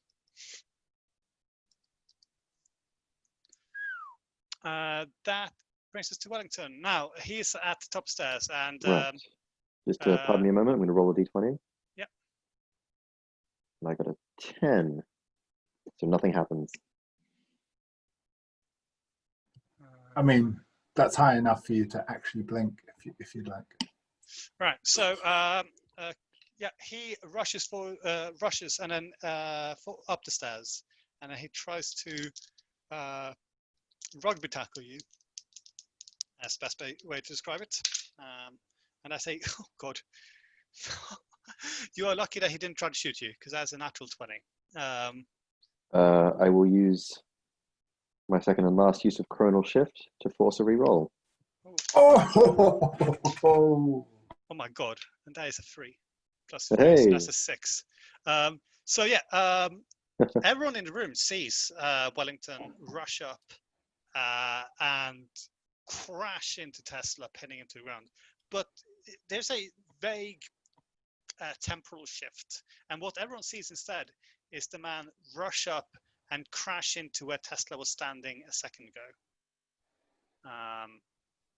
And everyone is confused, including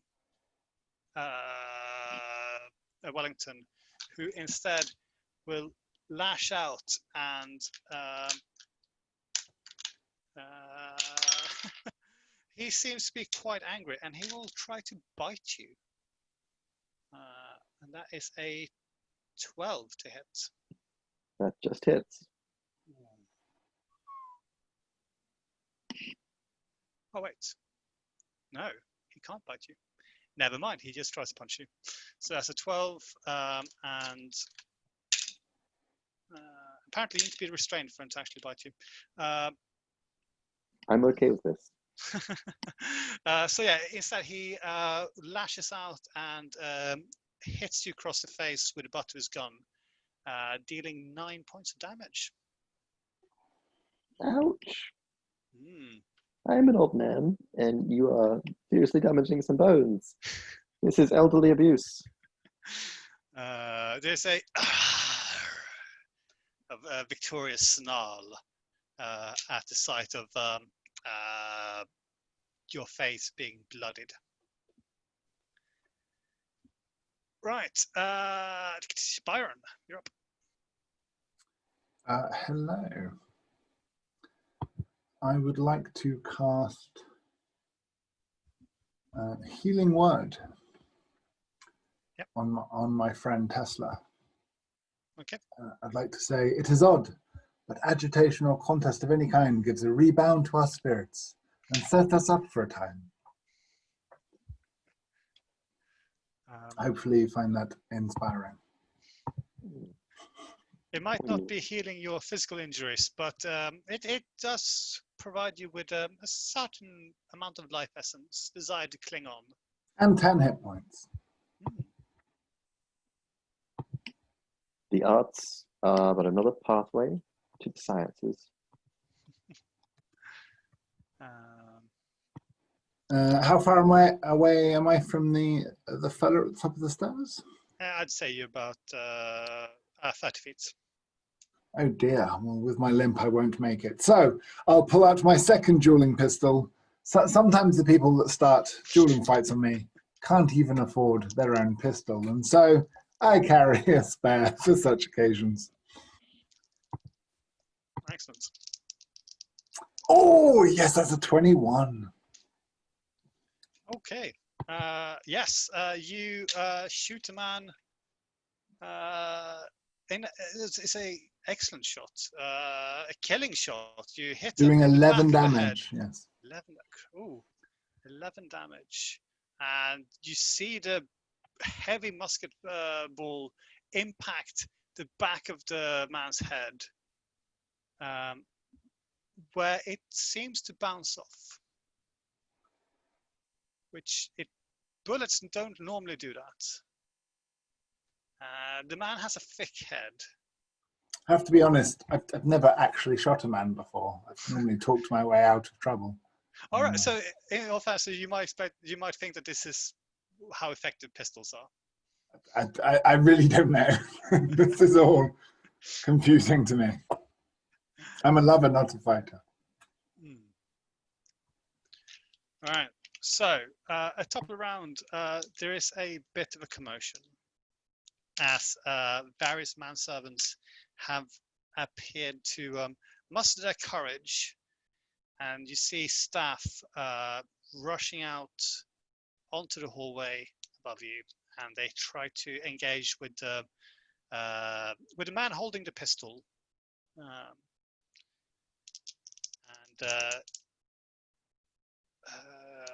two gentlemen, a manservant and a porter, will start laying into him,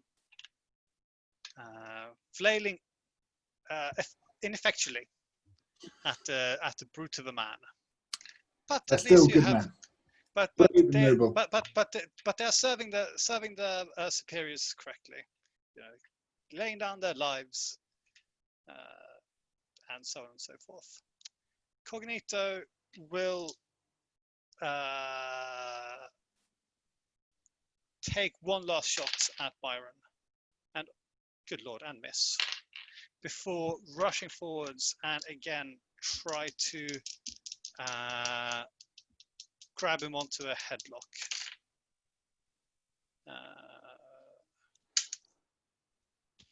12. That will miss.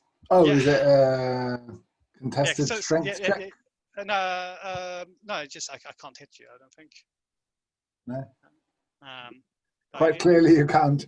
When they sing about my legend, your fighting style will be saved for the verse of comic relief, my friend. Yes. Yes, so he will swing for you to try to pin you down to the bottom staircase, and you agilely dodge out of the way. Even with that gammy leg. Tesla, you're up. Okay. Still unsure about what the machine is doing as it's crackling with life. Tesla continues to try and make his way down and towards the two metal rods that he can use to conduct and can properly usher along the experiment, and see it too that he returns, or he hopes he returns to his original time.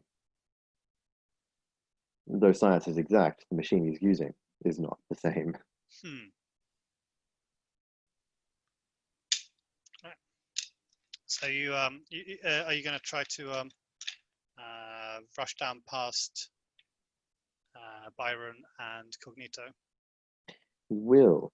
As he's going down, the machine is going to continue spiraling and sputtering and making strange noises, and time will start to attempt to slow down around them. I need them both to make wisdom saving throws against the effects of the slow spell. Both Byron and... No, Cogito and Wellington. Oh, right, okay.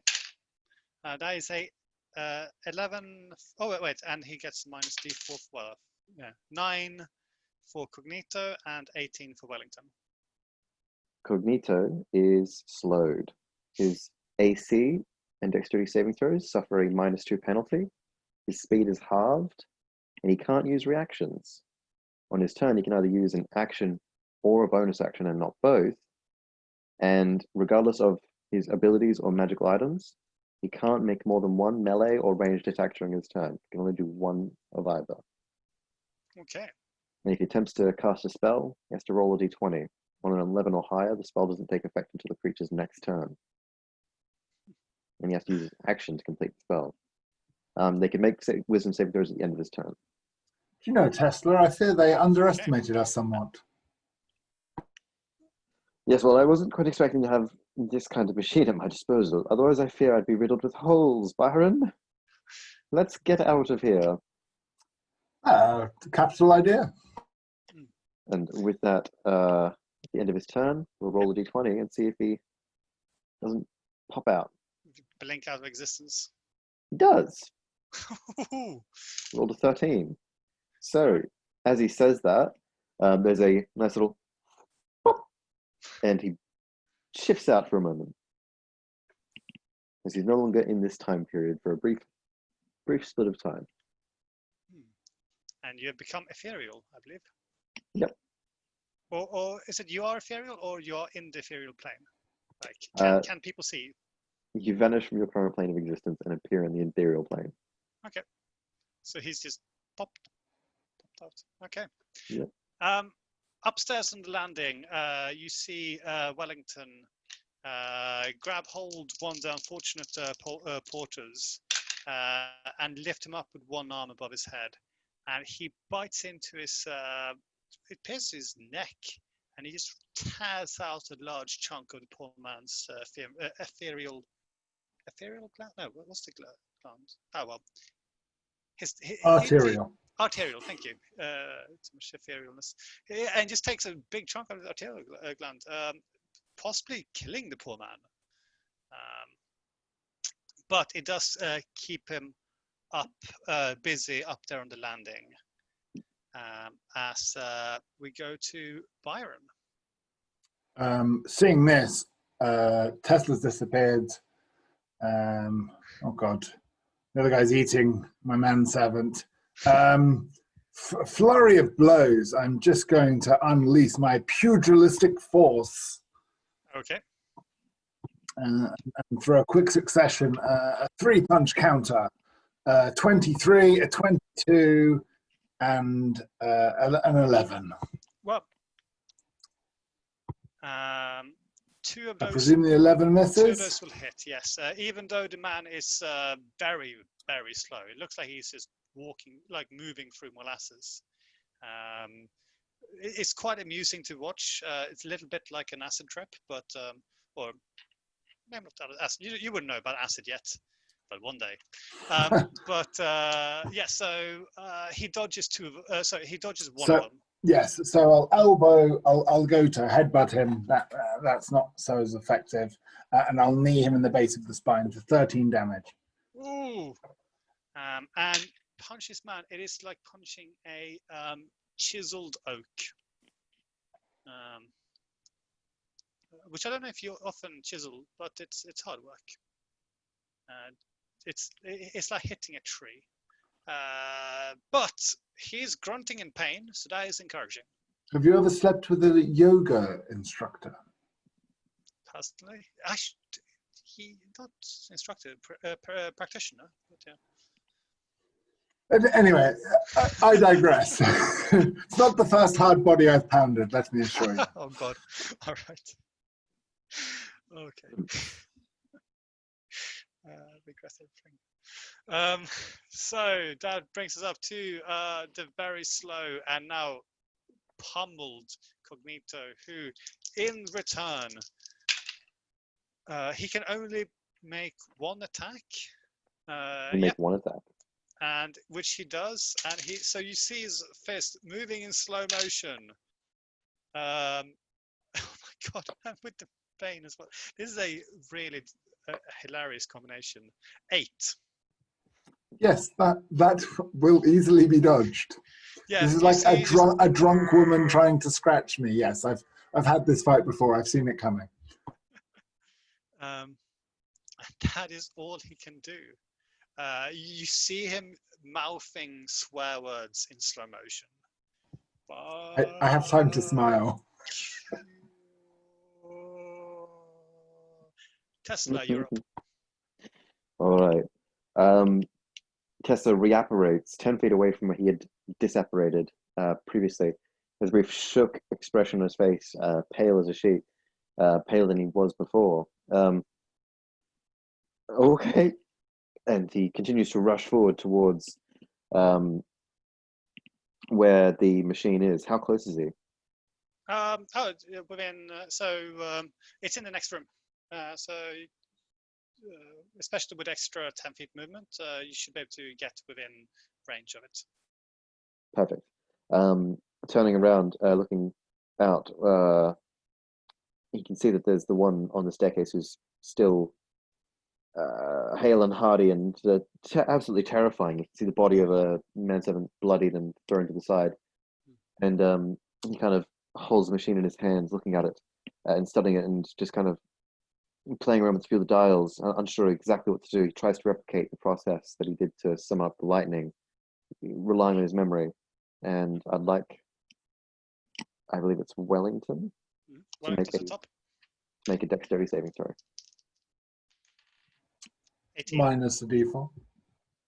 Oh yeah, are they both hit by Bane? No, it's just No. Wellington's unaffected by Bane. Okay, sorry. Yeah. But 18. 18. So he succeeds and will take half the damage as lightning manifests in the air. Yep. And half of 27 is 13 points of lightning damage. So as he's roaring triumphantly, he is struck by a lightning bolt, and it pushes him a little bit, and he spasms and jerks as the lightning dissipates, and then he stands still and fixes his gaze on Tesla. And with that, Tesla disappears once more. Rolled a 17. All right. Just with a little bit of an O face of like a.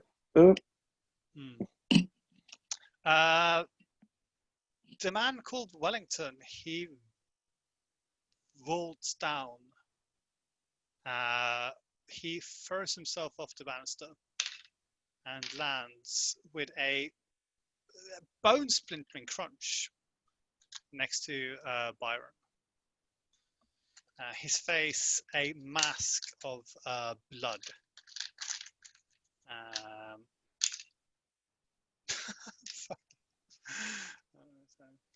It does take 1 damage though, because he landed badly, but that's his own fault. Stupid idiot. Right. And standing next to Byron, he will try the same thing, and he will lift you up with one hand.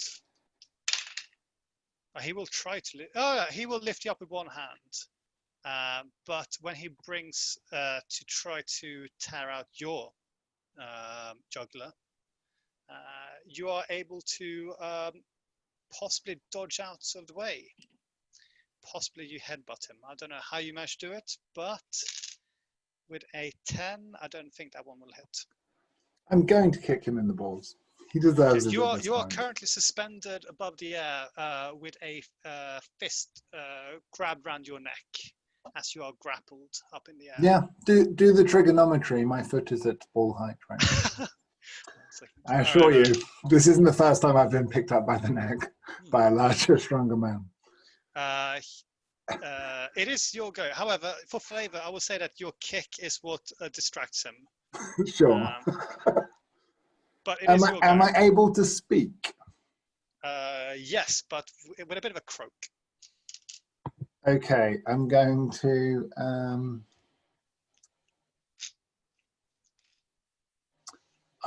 try and tell him a joke. Okay. You seem to be at your wit's end, but in truth, that's not so far to go. I am casting not quite vicious mockery. What's the spell called when I haven't? Tasha's hideous laughter. Hideous laughter, yeah. Yeah, so he needs a wisdom saving throw of 16.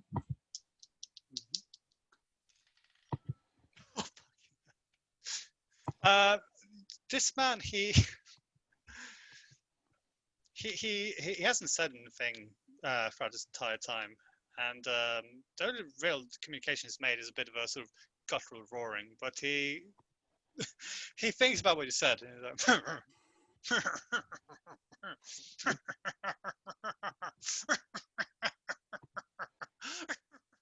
and he just keeps on laughing, and there's tears rolling down his eyes as he's seems to be powerless to stop it.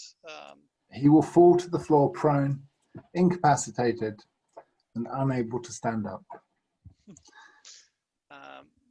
At the end of each turn, he can see whether he's recovered from my wit. The man is somewhat superhuman, but perhaps he has a weakness to laughter. But he falls to the floor and takes damage. No, he's just laughing. Prone, yeah. Okay, he's cracking up on the floor. I think as a bonus action, do you know what? Damaging him doesn't seem to do much, and I know it would stop his laughter. So I'm just going to walk over him, look around and make sure there's none of the civilians in sight, and if they are, I'll tell them to just run. As you will trigger the slowest attack of opportunity from Cognito. This is the other one, right? Yeah, whose slow motion fist. It moves so slowly. You can do like a Congo thing underneath it, like. Dun, dun, dun, dun, dun, dun. I just do that calmly, tuck underneath this. Yeah. It's like the Matrix, you know, the slow-mo effect in the Matrix, but like in real life, like in real time. So like. Truth be told, I've always graced through life believing I'm the one. This is merely yet another confirmation of what I've always known. Excellent. And are you moving into the living room? Yes. Or lounge? Yeah. You see John, who's been watching avidly from behind the sofa. It looks like he's taking notes, but he gives you a startled thumbs up from behind the couch. John, get out of here. I need you to live so that you might write about my exploits. Yeah, he's more fascinated with the person behind you who is slowly raising his pistol and fires one possibly futile last shot. Because, oh no, that's a 15, 18 minus 17. It would just hit. Yes. So in slow motion, as you're walking out, you are struck by a bullet. I probably deserve that. You take 6 points of damage. Fair enough. 6 points of piercing damage, yeah. I told you to duck, you hear from John, who himself has ducked back down behind the sofa. Tesla, you're up. Hey, Tesla reapparates 10 feet closer towards the machine. And it observes the situation over towards where Byron is. Do you need a hand? He calls out. I'm quite all right. Are we ready to hurry out of here yet? He rushes towards the machine. So you've been unable to make the fancy dials and the numbers and things like that. What in essence you have is a circuit board with a on switch, Mm-hmm. and you are free to flick that switch. Once I get to within range of it, or where I think it will work. You can switch it on wherever you want, really, and see what happens. Mm. I mean, I'm just saying you can try if you want. Well, the young man seemed like he was very determined to come with, so Tesla is going to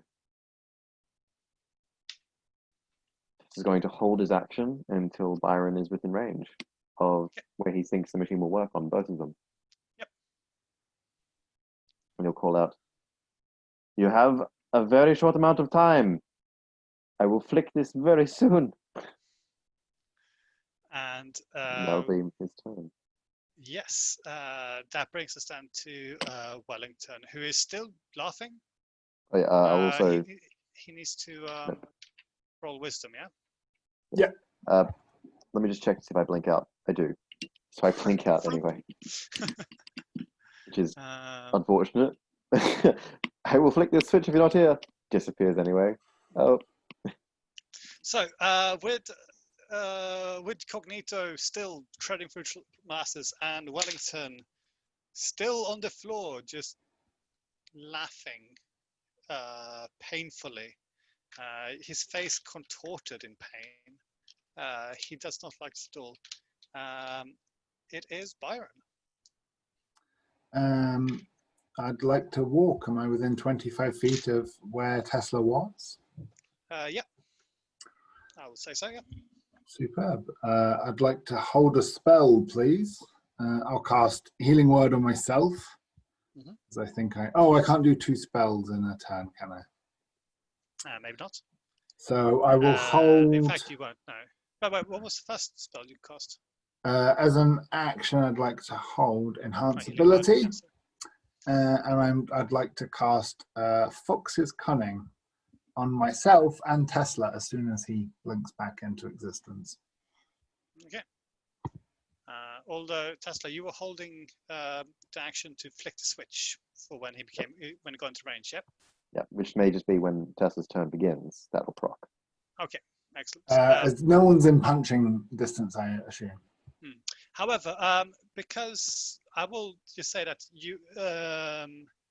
we are going to go out of initiative at this moment, because unless someone wants to attack Wellington, he's going to remain on the floor laughing for another 50 seconds or so. Yep. And the guys, where is the other guy? Who knows? Yeah, and the other guy, he is currently very slowly making his way down the stairs. He's reloading his pistol, but in slow motion, still swearing at you. Okay. They don't seem to be threats at this precise moment. So I will bring you both out of initiative, and you can do the things that you wanted to do. So as soon as Tesla appears, I cast Enhance Ability on himself and myself, and we both get Fox's Cunning, which is advantage on intelligence checks. Okay. And Tesla, for his part, will flick the switch. Beautiful. Tesla, roll Arcana check for me. Okay. At advantage thanks to Fox's Cunning. Yep. Hey. And happy for it. 15 plus 10 for a 25. Excellent, excellent. It would appear that you have assembled correctly. And a sparkling, whirling rift that you saw before appears just a fraction next to you. And is just suspended there in air, like thrumming, like, and you are free to walk through at any point you want. Tesla, not one to waste time, walks right through. I shout to the room, is anyone coming with us? You see John's eyes poke up from behind the sofa, and he is undecided. Well, I have a feeling these creepy fuckers will follow us, so you should be okay, John. Just keep the good laudanum for me. I'll be back in a sec. Excellent. And you step through the portal? Indeed I do. And you are both taken straight to hell. No, it's joking. You're both taken to another time and another place. And we will find out what that time and place is next time. Amazing. Epic history. Woo! Jesse, you've disappeared. It's just Tesla's disapproving glance. It's amazing. I've been doing hand puppets for a while now. Yeah, I've been enjoying it. Yeah, my favorite was realizing the angle and the way the camera does it. It actually looks like I'm picking his nose. Yeah. That's the kind of humor I aspire to. Well, thank you all for playing. Thanks very much for DMing.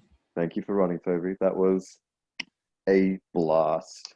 Yeah. I enjoyed all my little time puns that I could fit in. I need to brush up on my history quite a bit more. Same here, but what can There was you a few moments where I was like, what technology would Tesla actually know about? Yes, the telephone and the light bulb. Check. do? Yeah, nice, right? I mean, I know nothing about technology, so I'm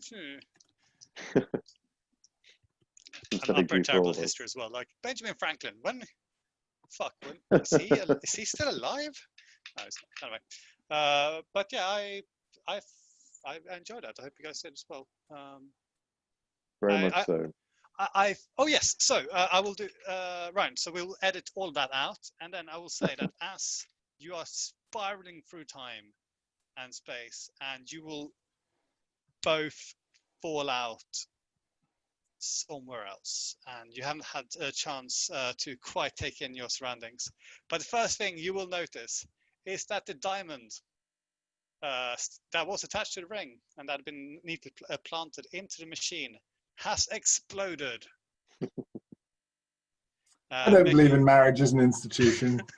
Shelley will forgive me. And it might be that you will need a new one. And with that, yes, we are finished. Awesome. Thanks, man. Ah, pleasure. Oh, yes. So, yeah, so the thing which struck me is that, yes, you need diamonds. Your entire thing is going to be powered by diamonds. Well, until you find one of those nifty time crystals, but you will need a diamond until then. So good luck finding that in wherever you've ended up. It's always an excuse to meet royalty as well. Yeah, the gem industry will really appreciate that upvote. You need diamonds. We are not just shiny rocks, people. We are valuable to time. We power time travel. Sponsored by De Beers. Yes. And I personally, I think that might work as a hook. Feel free to. Oh yeah, it's fine. Because it gives impetus, it gives purpose, gives reason to travel around. It's fairly hard to obtain, and it's not called unobtainium. Mm-hmm. Yeah, no. If I had any feedback for this session, I would say that it was entirely perfect. I think we need more images to display. Oh yeah. I had like 15 minutes to do that. Sorry. No. And if you don't have a lot of images to display, then like I could have been showing my character sheet and showing the dice rolls, for example. Oh right, yeah, like, yeah. If it's not going to live and die by the PowerPoint, then let someone else share the screen and they'll share the character and show what they're rolling. Because with D&D Beyond there, you can actually show the dice rolling. So we could just do that. We don't need 1,000 slides or pictures. At the same point, I would have been happy to put that together had you asked. So. Oh right, yeah. So that was I at first I wasn't even planning on doing anything. I just threw something together literally sort of the minutes leading up to this. I feel like as we get more confidence with our session format, Chris, we will most certainly be leaning on you a bit more heavily and putting those skills you want to use to more effect. Sure, no, but quite rightly, we focused on the role play hardest first, and I think that's really important. If you try and hang it together with sound effects and music and bangs and whistles, then you got to start. Wait. What's are you important, obsessed right? with my? I thought that was excellent. Oh, the radio play was good. Yeah. It's wonderful. Yeah, no, I liked your noise making. Yes, absolutely. Your sound effects are brilliant. But no, I thought in terms of like role play, character play, us. Yeah.